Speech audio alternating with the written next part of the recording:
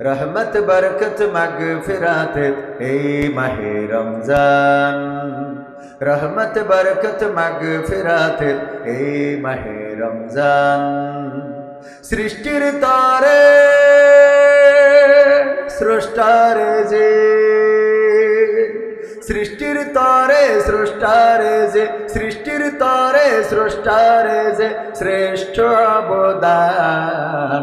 रहमत बरकत मगफिरात ए माहे रमजान, रहमत बरकत मगफिरात ए माहे रमजान।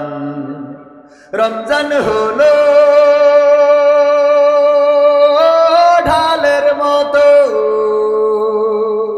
रुखबे বিপদ আপদ যত। রমজান হলো ঢালের মতো রুখবে বিপদ আপদ যত। রমজান হলো ঢালের মতো রুখবে বিপদ আপদ যত। শক্তি অফুরান রহমত বরকত মগফিরাতের এই মাহে রমজান, रहमत बरकत मगफिरातेर এই মাহে রমজান। যাকাত যেমন সব জিনিসের, রোজা তেমন যাকাত দেহের। जाकत जेमन सब जिनिसेर, रोजा तेमन जाकत देहेर। जाकत जेमन सब जिनिसेर, रोजा तेमन जाकत देहेर। रसूलेर फरमान रहमत बरकत मगफिरातेर এই মাহে রমজান, रहमत बरकत मगफिरातेर এই মাহে রমজান। শারদুল হতে দিনের পথে আল্লাহর ইশকের মজনু হতে, শারদুল হতে দিনের পথে আল্লাহর ইশকের মজনু হতে। শারদুল হতে দিনের পথে আল্লাহর ইশকের মজনু হতে। সুযোগ সুমহান রহমত বরকত মগফিরাতের এই মাহে রমজান, रहमत बरकत मगफिरातेर এই মাহে রমজান। রমজান সে তো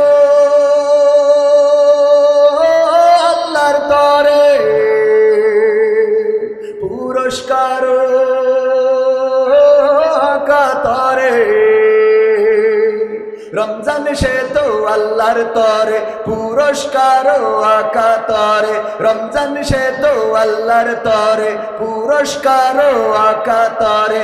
দেবেন রহমান রহমত বরকত মগফিরাতের এই মাহে রমজান, रहमत बरकत मगफिरातेर এই মাহে রমজান।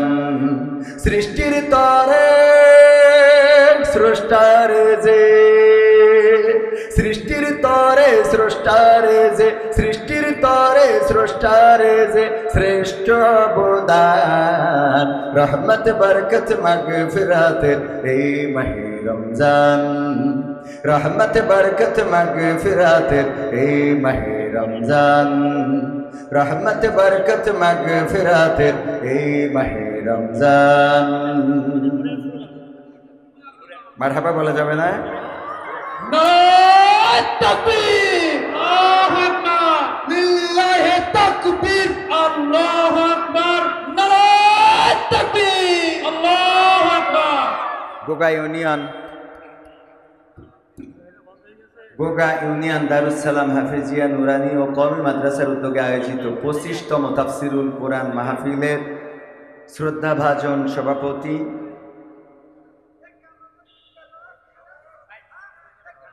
জনাব আলহাজ মাওলানা গোলাম মোস্তফা, সভাপতি অত্র মাদ্রাসা। এছাড়া আলোচনা করবেন বিশিষ্ট ইসলামী চিন্তাবিদ হযরত মাওলানা রবিউল ইসলাম খুলনা। আলোচনা করবেন আজকের মাহফিলের মধ্যমণি, যার অপেক্ষায় অপেক্ষমান তাওহীদি জনতা, ইসলামী আন্দোলনের অন্যতম কর্মী, মজলুম, নির্যাতিত, কারা নির্যাতিত, জনপ্রিয় জননন্দিত মুফাসসিরে কোরআন হযরত মাওলানা মুফতি আমির হামজা হাফিজাহুল্লাহ। এছাড়া আজকের মাহফিলে অতিথি হিসাবে অনেকেই থাকবেন, তার মধ্যে আছেন জনাব আবুল হাসান জহির, মফিকুল হাসান তৃপ্তি এবং আজিজুর রহমান সাহেব। তাছাড়া আমার পাশেই আমার সাথে এসেছেন আপনাদের অঞ্চলের গর্ব, বেনাপোলের কৃতি সন্তান, আমার প্রিয় ভাই উস্তাদতুল্য জনাব মাওলানা ইনামুল হাসান বিন নূর সাহেব। স্টেজে আছেন আরও গণ্যমান্য ব্যক্তিবর্গ যাদের পায়ের জুতা বহন করার যোগ্যতা রাখি না। আমার সামনে উপবিষ্ট দিনদার ইমানদার মুসলমান ভাই ও বাবাজিরা, পর্দার অন্তরালে আমার রত্নাগর্ভা মা এবং বোনেরা, সবাইকে অন্তরস্থল থেকে সালাম জানাচ্ছি, আসসালামু আলাইকুম রহমতুল্লাহ। আমরা আল্লাহর শুকরিয়া আদায় করছি যে মহান রব দয়া করে মায়া করে আমাদেরকে মানুষের কাতারে সৃষ্টি করেছেন, যে রব দয়া করে মায়া করে আমাদের আজ পর্যন্ত বাঁচিয়ে রেখেছেন এবং আজকের এই মাহফিলে আসার বসার শোনার তৌফিক দান করেছেন, সে রবের শুকরিয়া আদায় করে সবাই পড়ছি আলহামদুলিল্লাহ। আলহামদুলিল্লাহর আওয়াজ আরো একটু জোরে হওয়া দরকার ছিল। কেন জোরে হতে হবে? যেই সময় আমরা এখানে বসে আছি সেই সময় আমার ফিলিস্তিনের ভাইয়েরা তারা অপেক্ষায় আছে সাহরির জন্য নয়, ইফতারের জন্য নয়, কোন সময় ইসরায়েলের এই নরখাদকেরা কখন বিমান দিয়ে বোমা নিক্ষেপ করে আর এই পৃথিবী ছেড়ে বিদায় নিতে হয়। ছোট্ট ছোট্ট বাচ্চা শিশুগুলো নিহত হয়েছে। আপনারা অনলাইনের কল্যাণে দেখেছেন ছোট্ট ছোট্ট বাচ্চা শিশুগুলো সারিবদ্ধ লাশ, শত শত লাশ। 400 জনকে মারার পরে এই বেনিয়ামিন নেতানিয়াহু সে বলে যে এখন তো কেবল শুরু করলাম। এরা আবার মানবতার কথা বলে, এরা আবার মানুষকে মানবতা শিখায়, গণতন্ত্র শিখায়, মানবাধিকার শিখায়, হিউম্যান শিখায়, অথচ তাদের মধ্যে মানবতা নাই। রমাদানের রোজার মাসে তারা উপর থেকে বোমা নিক্ষেপ করে আমার মুসলিম ভাইদেরকে নির্বিচারে হত্যা করছে। তারা বলে যে আমরা যুদ্ধ শুরু করেছি, এটা যুদ্ধ নয়, এটা জুলুম, নির্যাতন, নিষ্পেষণ। যুদ্ধ তো হয় সমান সমানে, এটা যুদ্ধ নয়। যেই ফিলিস্তিনের বিমান নাই, কামান নাই, সেই ফিলিস্তিনের উপরে নির্বিচারে এই গোলা বারুদ এবং বিমান থেকে বোমা নিক্ষেপ করে তাদেরকে হত্যা করা, এটা কোনো যুদ্ধ হতে পারে না, এটা নির্বিচারে গণহত্যা। বলেন ঠিক কিনা? যে মানুষগুলো সাহারির সময় উঠে সাহারি খাবেন অথবা ইফতারের সময় ইফতার করবেন, গতকালকে দেখেছি যে ভাঙা বিল্ডিং এর মাঝখানে ভাঙা বিল্ডিং গুলো সরিয়ে আমার মুসলমান ভাইয়েরা বোনেরা তারা রাস্তার উপরে চট পেতে ইফতারি করতেছে। দুই পাশে বিধ্বস্ত বিল্ডিং, কত মানুষের রক্ত লেগে আছে, কত মানুষের লাশ হয়তো চাপা পড়ে আছে, তারপরেও তারা রোজা ছাড়ে নাই। আর এই ইসরায়েলের শকুনেরা, কুখ্যাত খুনিরা যে ইহুদিদেরকে ইতিপূর্বে বিল ক্লিনটন এর ইতিপূর্বে হত্যা করেছিল, আমি তার নাম ভুলে যাচ্ছি, হয়তো আপনারা বলতে পারবেন কে জানো? হিটলার হত্যা করে বলেছিল কিছু ইহুদি রেখে দিলাম যেন জাতি বুঝতে পারে যে আমি কেন এদেরকে হত্যা করেছিলাম। এই রোজা রমজানের দিন মুসলমানদের পবিত্র একটা দিন, যেখানে মুসলমানেরা হিন্দুদের পূজার সময় মন্দির পাহারা দিয়ে প্রমাণ করে দিয়েছে যে মুসলমানেরা কারো ধর্মীয় অনুভূতিতে আঘাত করে না। ঠিক না বে ঠিক? আর এই রমাদানের মাস, এই নিরাপত্তার মাস, রহমতের মাস, মাগফিরাতের মাস, নাজাতের মাস, বরকতের মাস, যেই মাসে আল্লাহ রাব্বুল আলামিন শয়তানকে শৃঙ্খলিত করেন, যেই মাসে আল্লাহ জান্নাতের দরজা খুলে দেন, যেই মাসের সম্মানে জাহান্নামের দরজা বন্ধ করে দেন, যেই মাসের সম্মানে কবরগুলোর আযাবগুলো মাফ করে দেন, যেই মাসের সম্মানে রোজা রাখার কারণে আল্লাহ জান্নাতে স্পেশাল একটি দরজা বানিয়েছেন যার নাম রাইয়ান, সেই দরজা দিয়ে রোজাদারেরা প্রবেশ করবে। যেই মাসে ইবাদত করলে অন্য মাসের থেকে 70 থেকে 700 গুণ পর্যন্ত বৃদ্ধি করে দেন। যেই মাসের সম্মানে আল্লাহ একটা রাত দিয়েছেন, যেই রাতে ইবাদত করলে 1000 মাসের চেয়ে বহুগুণ সওয়াব। যেই মাসে রোজা রাখার কারণে আল্লাহ জীবনের গুনাহ খাতা সমূহ মাফ করে দেন। এমনকি বিশ্বনবী বলেছেন পরকালের ময়দানে আল্লাহ রাব্বুল আলামিন নিজ হাতে রোজাদারকে পুরস্কার দিবেন। শুধু তাই নয়, কোন কোন বর্ণনায় এসেছে বিশ্বনবী বলেছেন আল্লাহ রাব্বুল আলামিন নিজেই রোজাদারদের জন্য পুরস্কার হয়ে যাবেন। বলেন সুবহানাল্লাহ। এই এত বরকতময়, এত রহমতের মাস, নাজাতের মাস, মাগফিরাতের মাস, ক্ষমার মাস, সেই মাসে ইসরাইল আমার ফিলিস্তিনি ভাইদের উপরে হামলা করে তাদেরকে শহীদ করে তাদের উপরে নির্যাতন নিষ্পেষণ করে প্রমাণ করে দিয়েছে তাদের মধ্যে মানবতা বলতে কিছু নাই। তারা বিশ্বে যে মানবতার দোহাই দেয়, আমেরিকার ডোনাল্ড ট্রাম্পের মদদ রয়েছে, তার মদত পুষ্ট এই সরকার ফিলিস্তিনকে নিশ্চিহ্ন করতে চায়। আল্লাহর কসম করে বলি, যদি মুসলিম জনতা জেগে না ওঠে তাহলে আল্লাহ রাব্বুল আমিনের সাহায্য আসবে। এই মুসলমানেরা পরকালের ময়দানে বিচারের কাঠগড়ায় দাঁড়াতে হবে। কারণ আপনার প্রতিবেশীর উপরে আক্রমণ হয়েছে, আপনি কথা বলেন নাই। আল্লাহর নবী বলেছেন, যদি প্রতিবেশী হিন্দুও হয় আর তার উপরে যদি আক্রমণ হয়, যদি আপনি বাধা না দেন, প্রতিবাদ না করেন, এর জন্য আপনাকে বিচারের কাঠগড়ায় দাঁড়াতে হবে। আর ফিলিস্তিনি ভাইরা তো আমাদের মুসলমান, আমাদের মুসলমান ভাই, আমাদের বোন, ছোট্ট ছোট্ট বাচ্চা শিশুগুলো, ওরা জানেই না ওদের অপরাধটা কি, যন্ত্রণায়। আমার এখানে একটা ক্ষত দেখতে পাচ্ছেন কিনা, দেখতে পাচ্ছেন? গতকালকে অ্যাক্সিডেন্ট করেছি, এখানে ক্ষত, এই যে হাতে ক্ষত, হয়তো আপনারা দেখতে পাচ্ছেন। একবার হাত ভেঙে গিয়েছিল অ্যাক্সিডেন্ট করে মালয়েশিয়া। আমি প্রায় অ্যাক্সিডেন্ট করি। কালকে স্ত্রী কান্না করতেছে, আমি বললাম যে অ্যাক্সিডেন্ট করে তো বারবার ফিরে আসি, কোনো একদিন দেখবা যে ফিরবো না, আসবো কিন্তু লাশ, আল্লাহ যাই চান সেটাই হবে। তো যাই হোক, অ্যাক্সিডেন্ট করলাম মালয়েশিয়ায়, হাত ভেঙে গেল। ওই সময় সাভারের রানা প্লাজা ধসিত হয়েছিল। সাভারের রানা প্লাজা মনে আছে আপনাদের? এই রানা প্লাজায় অনেকেই চাপা পড়েছিল, কারো হাত কেটে বের করতে হয়েছিল, কারো পা কেটে বের করতে হয়েছিল। কেউ লিখেছিল যে এই রানা প্লাজা আমাকে বাঁচতে দিল না। 7 দিন 13 দিন থাকার পরে ওখানে রেশমা নাটক তৈরি করা হয়েছিল, 13 দিন পরে তাকে বের করা হয়েছিল।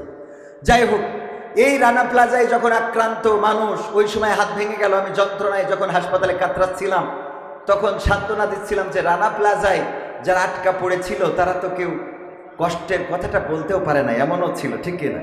আমি তো হাসপাতালের বিছানায় বলতে পারছি। কালকে অ্যাক্সিডেন্ট করার পরে আমার ভাইয়ের সাথে কথা বলেছি, ভাই জানেই না যে আমি অ্যাক্সিডেন্ট করেছি। বললো যে আমি যখন কথা বললাম আপনার সাথে, আমি তো বুঝতেই পারলাম না যে আপনি অ্যাক্সিডেন্ট করেছেন।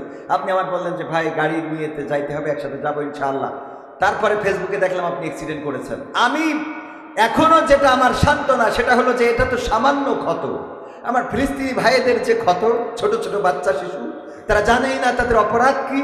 কারো পা নাই, কারো হাত উড়ে গেছে, কারো ভাই মারা গেছে, কারো বোন মারা গেছে। ছোট্ট বাচ্চা শিশুটা দুধের জন্য কাতরাচ্ছে, মা নাই, বাবা নাই। এই বাচ্চা শিশুগুলো হাসপাতালের বিছানায়, যেখানে চিকিৎসা দেবে সেই হাসপাতালেও আবার বোমা নিক্ষেপ করা হচ্ছে। 5 লক্ষ মানুষের পানি যেখান থেকে বন্টন করা হতো সেই জায়গাটা তারা ধ্বংস করে দিয়েছে। এখন 5 লক্ষ মানুষ সেখানে পানি পান থেকে বঞ্চিত হচ্ছে। খাবার নাই, রমজানের মাস পড়া থেকে শুরু করে তারা ত্রাণটা বন্ধ করে দিয়েছে ইসরায়েল সরকার। খাবার নাই, পানি নাই, উপরের বোমা, নিচে আক্রান্ত, চিকিৎসা নেওয়ার জায়গা নাই। এই অবস্থার মধ্য দিয়ে তাদের দিন যাচ্ছে। আর আমার তো সামান্যই ক্ষত, এইটা দিয়ে যদি আমি বলি ওরে বাবা রে, মরলাম রে, গেলাম রে, হইল? কথা কয় না, হইল? কি জবাব দেব আল্লাহর কাছে? কি জবাব দেবেন আপনারা? কি জবাব দেবে এই মুসলিম বিশ্ব? কি জবাব দেবে আরব সৌদি? কি জবাব দেবে কুয়েত, কাতার? কি জবাব দেবে তুরস্ক? কি জবাব দেবে মিশর? কি জবাব দিবে পাকিস্তান? কি জবাব দিবে বাংলাদেশ? যেই মুসলমানদের উপর আক্রমণ হয়েছে, যদি মুসলিম বিশ্ব একযোগে প্রতিবাদ করে, তাহলে এই ইসরায়েল রাষ্ট্রটা মানচিত্রে তো নাই, মানচিত্রে যতটুকু জায়গা দখল করে আছে সেই জায়গাটা নিশ্চিহ্ন করে দেওয়া সম্ভব। বলেন ঠিক কি?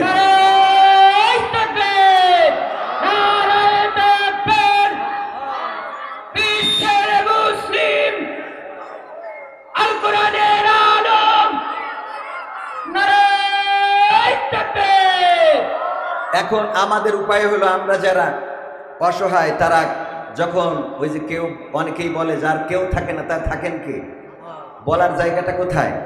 তো আল্লাহর কাছে আমরা বলি, আল্লাহ তুমি রহম করো, রহমানুর রহিম, তোমার দয়ায় স্বাধীন করো আকসা ফিলিস্তিন, তোমার দয়ায় স্বাধীন করো আকসা ফিলিস্তিন। আল্লাহ তুমি রহম করো, আল্লাহ তুমি দয়া করো, রহমানুর রহিম, তোমার দয়ায় স্বাধীন করো আকসা ফিলিস্তিন, তোমার দয়ায় স্বাধীন করো আকসা ফিলিস্তিন। বিপদ বালা মুসিবত আসে জানি তোমার থেকে, পরিত্রাণ যায় পাওয়া যায় মাওলা তোমায় ডেকে, ঠিক না? বিপদ বালা মুসিবত আসে জানি তোমার থেকে, পরিত্রাণ যায় পাওয়া যায় মাওলা তোমায় ডেকে। তোমার রহম ছাড়া প্রভু, তোমার রহম ছাড়া প্রভু হবে না স্বাধীন। তোমার দয়ায় স্বাধীন করো আকসা ফিলিস্তিন। তোমার দয়ায় স্বাধীন করো আকসা ফিলিস্তিন। হতাহত হয়েছে যারা, ভেঙেছে বাড়ি ঘর, আপন তুমি করে নিও কইরো না কোপর। হতাহত হয়েছে যারা, ভেঙেছে বাড়ি ঘর, আপন তুমি করে নিও কইরো না গোপর। নতুন করে সাজিয়ে দিও, নতুন করে সাজিয়ে দিও তুমি তাদের দিন। তোমার দয়ায় স্বাধীন করো আকসা ফিলিস্তিন। তোমার দয়ায় স্বাধীন করো আকসা ফিলিস্তিন। আল্লাহ তুমি রহম করো রহমানুর রহিম। তোমার দয়ায় স্বাধীন করো আকসা ফিলিস্তিন। তোমার দয়ায় স্বাধীন করো আকসা ফিলিস্তিন। বলেন আমিন। আলহামদুলিল্লাহ কেন জোরে বলতে বলেছিলাম মনে আছে? যেই সময় ফিলিস্তিনের এই মানুষগুলো এত উৎকণ্ঠায় দিন যাপন করছে, কারো ভাই নাই, কারো বাবা নাই, কারো মা নাই, ছোট্ট বাচ্চা শিশুরা দুগ্ধ পান করাবে এমন নারী নাই, আহত হয়েছে, রক্ত জমাট বেঁধে রয়েছে, আমার মতো এরকম ছিলে গেছে, কেলিয়ে গেছে, পা কেটে বের করতে হয়েছে, হাত কেটে বের করতে হয়েছে। এই মানুষগুলোর থেকে আমরা ভালো আছি না খারাপ আছি? তো আলহামদুলিল্লাহ আমরা এত আসতে পারবো? আবার বলেন আলহামদুলিল্লাহ। আল্লাহ শুকরিয়া আদায় করলে আল্লাহ নিয়ামত বাড়িয়ে দেন, বলেন সুবহানাল্লাহ। আল্লাহ রাব্বুল আলামিনের শুকরিয়া যত আদায় করবেন, আপনি বিপদে মুসিবতে যত নির্যাতনে নিষ্পেষণে শুকরিয়া আদায় করবেন, আল্লাহ তত আপনার নিয়ামত বাড়িয়ে দিবেন। আইয়ুব আলাইহিস সালাম যখন সমস্ত গায়ে পোকায় আক্রান্ত হয়ে গেলেন, গোশতগুলো পোকারা খেয়ে ফেলে, পোকাগুলো কিলবিল করে বেড়ায়, জায়গা সম্পদ সব ধ্বংস হয়ে গেছে, সন্তানেরাও মারা গেছে, স্ত্রীরা শুধুমাত্র রহিম আলাইহিস সালাম সবাই ছেড়ে চলে গেছে, শুধু একজন ছিলেন। সমস্ত শরীরে ঘাম, সমস্ত শরীরে পোকা, কুষ্ঠ রোগ থেকে শুরু করে পোকা পচন ধরে গেল। তারপরে আল্লাহর জিকির ছাড়লেন না। আল্লাহ রাব্বুল আলামিন যখন এইভাবে দেখলেন যে তারপরে আমার জিকির ছাড়ে না, এবার জিহ্বার মধ্যে ঘা দিয়ে দিলেন, তারপরে জিহ্বার মধ্যে পোকা তৈরি করে দিলেন। তখন আইয়ুব আলাইহিস সালাম বললেন, ওগো আল্লাহ, এবার তো তোমার কাছে আমার অভিযোগ করা ছাড়া রাস্তা নাই। ওগো আল্লাহ, তুমি আমার সন্তানদেরকে কেড়ে নিয়েছো, আমি তোমার কাছে অভিযোগ করি নাই। তুমি আমার সম্পদ কেড়ে নিয়েছো, কোনো অভিযোগ করি নাই। তুমি আমার স্ত্রীদের কেড়ে নিয়েছো, অভিযোগ করি নাই। তুমি আমার সমস্ত গায়ে ঘা দিয়েছো, অভিযোগ করি নাই। পোকা দিয়েছো, অভিযোগ করি নাই। পোকাগুলো আমার গায়ের গোশতগুলো খেয়ে নেয়, তাও কোনো অভিযোগ করি নাই। ওগো আল্লাহ, তুমি যখন আমার জিহ্বায় পোকা দিলে, এখন তো অভিযোগ করা ছাড়া কোনো রাস্তা নাই। কারণ আল্লাহ, তোমার এই পোকা যদি আমার জিহ্বাটা খেয়ে নেয়, তাইলে কেমন করে আমি তোমার জিকির করব, তোমার কাছে একটু জানতে চাই। ওগো আল্লাহ, তোমার কাছে ফরিয়াদ, তুমি আমার সমস্ত সব কিছু কেড়ে নাও। আমার সমস্ত শরীরে পোকা দিয়েছ, আমার সমস্ত অঙ্গ প্রত্যঙ্গ ধ্বংস করে দিতে পারো, কিন্তু জিহ্বাটা আল্লাহ তুমি আমার একটু অক্ষত রেখে দাও, যেন আমি বিপদে মুসিবতে তোমার নামের জিকিরটা করা বন্ধ না করে ফেলি। এই বিপদের মধ্যে জিকির করেছেন কার? আল্লাহ রাব্বুল আলামিন বললেন, ও আইয়ুব, আমার পরীক্ষা করা শেষ, আর তোমার পরীক্ষা নিতে চাই না। তোমার হারানো সব কিছু আমি আবার তোমাকে ফিরিয়ে দিলাম। বলেন সুবহানাল্লাহ। বিপদে পড়বেন, ডাকবেন কাকে? আল্লাহকে ডাকলে আল্লাহকে পাওয়া যায়। ডাকার মতো যারা ডেকেছে তারা পেয়েছে। আল্লাহকে যারা ডেকেছে আল্লাহ তাদের ডাকে সাড়া দিয়েছে, আর আল্লাহকে যারা ডাকে নাই তারা আল্লাহকে পায় নাই। অভিযোগ করেন কিন্তু আল্লাহকে ডাকার মতো ডেকে অভিযোগ করেন না। আর আল্লাহ রাব্বুল আলামিন যদি আপনার পরে কোনো বিপদ বালা মুসিবত দেন, সেটাও আল্লাহ কোনো না কোনো পরীক্ষা, কোনো না কোনো কল্যাণ চিন্তা করে দেন। বলেন সুবহানাল্লাহ। ওয়ালা নাবলুওয়ান্নাকুম বিশাইইম মিনাল খাউফি ওয়াল জুই ওয়া নাকসিম মিনাল আমওয়ালি ওয়াল আনফুসি ওয়াস সামারাত ওয়া বাশশিরিস সাবিরিন। আমার আল্লাহ বলছেন, আমি মানুষকে বিপদ দিই, বালা দিই, মুসিবত দিই। আমি তাদের আয় রোজগারে, আয় উৎপাদনে হ্রাস বৃদ্ধি সাধন করি। আমি তাদের ফল ফসলের ক্ষতি করি, আমি তাদের সন্তান সন্ততির ক্ষতি করি। এইগুলো করে আমি দেখতে চাই কারা ধৈর্য ধারণ করে। বিপদে আসলে যারা বলে, কি বলে? ইন্না লিল্লাহি ওয়া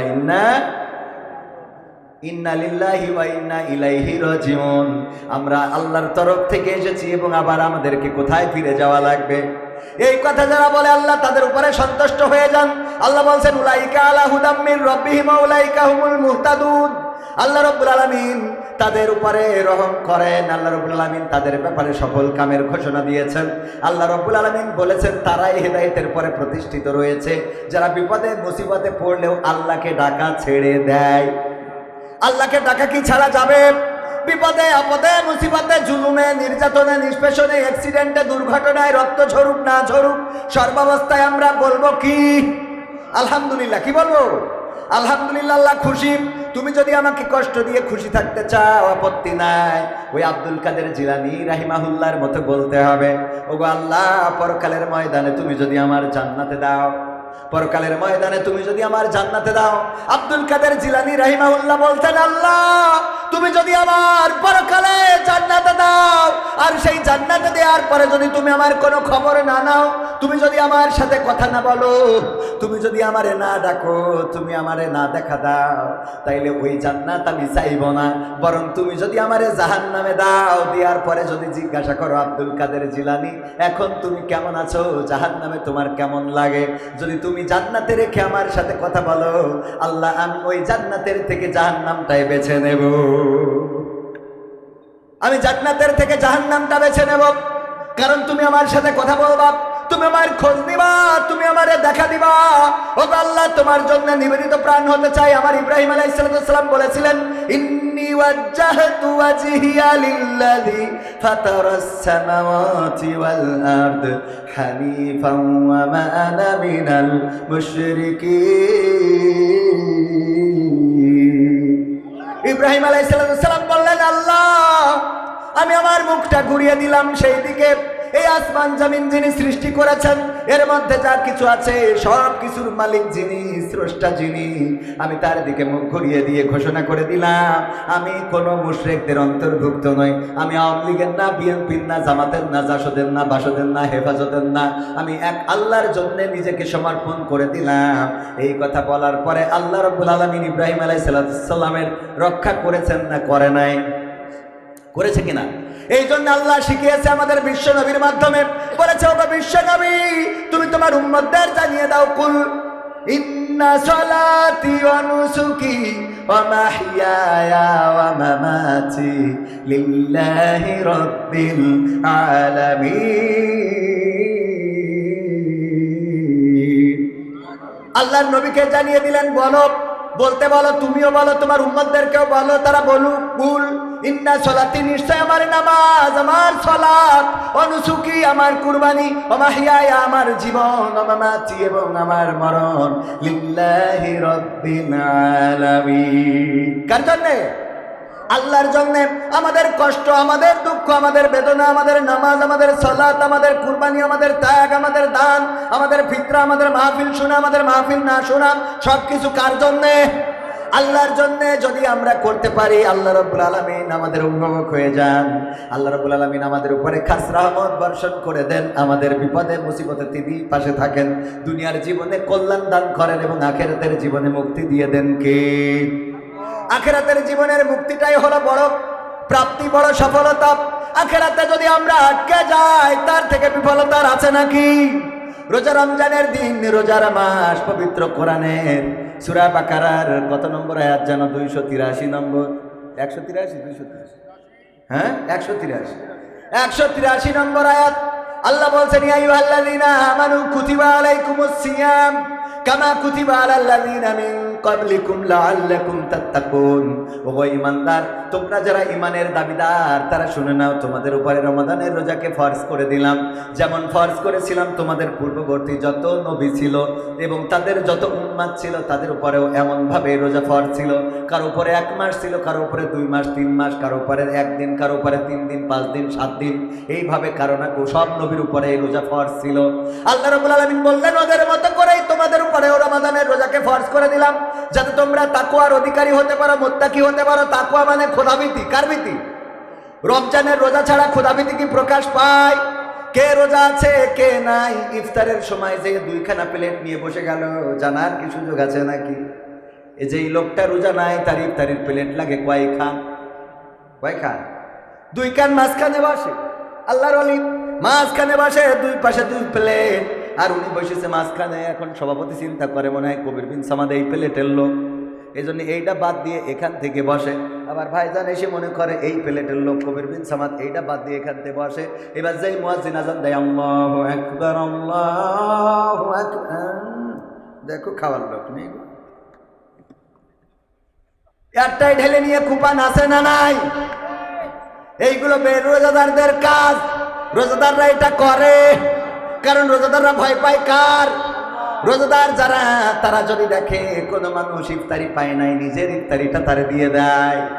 আল্লাহর নবী সাল্লাল্লাহু আলাইহি সাল্লাম বললেন, ওগো আমার সাহাবীরা শুনে নাও, যদি কোনো রোজাদারকে ইফতারি করায়, ইফতারি করানোর কারণে ওই রোজাদার সকাল থেকে সন্ধ্যা পর্যন্ত, সুবহে সাদিক থেকে সূর্যাস্ত পর্যন্ত পানাহার বর্জন করে আল্লাহর সন্তুষ্টির জন্য রোজা রাখলো, কষ্ট করে যতটা সওয়াব পাইলো, শুধুমাত্র সন্ধ্যাবেলা একজন রোজাদারকে ইফতারি করানোর কারণে আল্লাহ রাব্বুল আলামিন ওই সমপরিমাণ সওয়াব এই ব্যক্তির আমলনামায় লিখে দেন।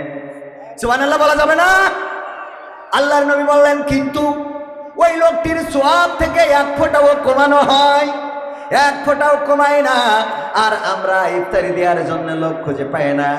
আমরা আরব দেশে গেলে, মালয়েশিয়ায় গেলে, অন্য দেশে মুসলিম রাষ্ট্রে গেলে দেখতে পাই যে ওই ইফতার নিয়ে দাঁড়িয়ে গিয়েছে রাস্তায়। মানুষ যখন যায়, সাইকেলে যায়, মোটর সাইকেলে যায়, তাদের গাড়িতে, তাদের মোটর সাইকেলে, বাইসাইকেলে, যেভাবেই যায় না কেন, তাদেরকে দাঁড় করিয়ে ইফতার দিয়ে দেয়, নাও ইফতারি করবা, বাড়িতে যাও। আর আমাদের দেশে খালি ধান্দা হলো কত খাওয়া যায়। আবার যদি ইফতারি একটু কমা হয় তাইলে ওইটা মুখী রোসে না, এখন খিচুড়ি ছাড়া কথা নেই। আমাদের এলাকায় আর যাই হোক খিচুড়ি লাগবে। কি লাগবে? আমাদের আলামিন ভাই আছে এখানে, আমাদের ইফতার মাহফিল, যুব জামাতের ইফতার মাহফিলে কিছু চুলা, কিছু বুট, কিছু ফল ফুললি দিয়ে ইফতারি দেওয়া হচ্ছে।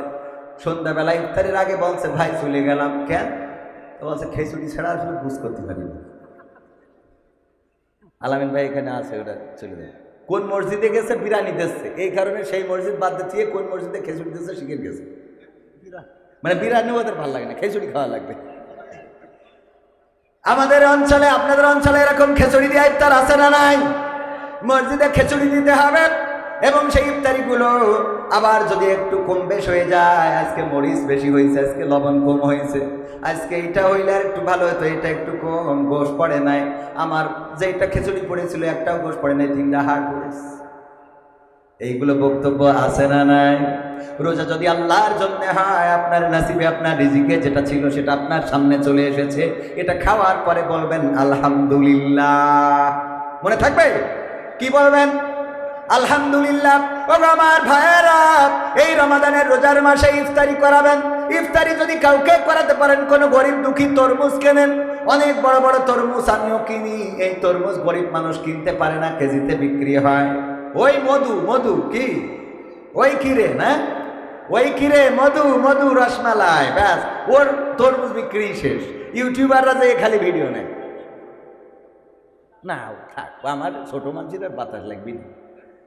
ভাইরা আমার, ওই ক্ষীরে মধু, এই যে তরমুজগুলো এখন কেজিতে বিক্রি হয়, গরিবেরা কি কিনতে পারে?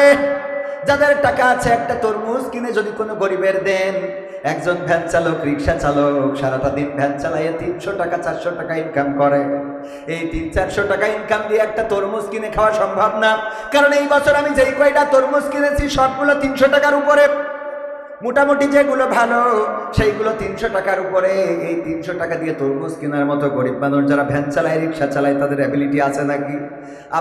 আপনার অ্যাবিলিটি আছে, টাকা আছে, যদি একটা তরমুজ কিনে দেন, এই তরমুজটা সন্ধ্যাবেলা যদি বাড়িতে নিয়ে যায়, ছোট ছোট বাচ্চা শিশুগুলো খুশি হয়ে যায়, অনেকদিন পরে বাড়িতে তরমুজ আসলো। ভাইরা আমার, একটা তরমুজ কিনে দিলেন, ওটা আপনার নাজাতের ওসিলা হয়ে যেতে পারে। পরকালের ময়দান, মুসিবতের দিন, যেদিন কেউ আপনার জন্য ছুটে আসবে না, মা আপনাকে দেখে পালাবে, সন্তান আপনাকে দেখে পালাবে, স্ত্রী আপনার পরিচয় দিবে না, ভাই বোন কেউ কাউকে পরিচয় দিবে না, ওই দিন মুসিবতের দিন এই ইফতারিটা আপনার নাজাতের ওসিলা হয়ে যেতে পারে। বলেন সুবহানাল্লাহ। কারণ আমার আল্লাহ বলেছেন, ফামাইয়ামাল মিসকালা যাররাতিন খায়রান ইয়ারা ওয়া মাইয়ামাল মিসকালা যাররাতিন শাররান ইয়ারা। আল্লাহ বলছেন, যারা পরিমাণ ভালো কাজ সেটাও তোমাকে দেখিয়ে দেব, আর যারা পরিমাণ খারাপ কাজ সেটাও তোমাকে দেখিয়ে দেব।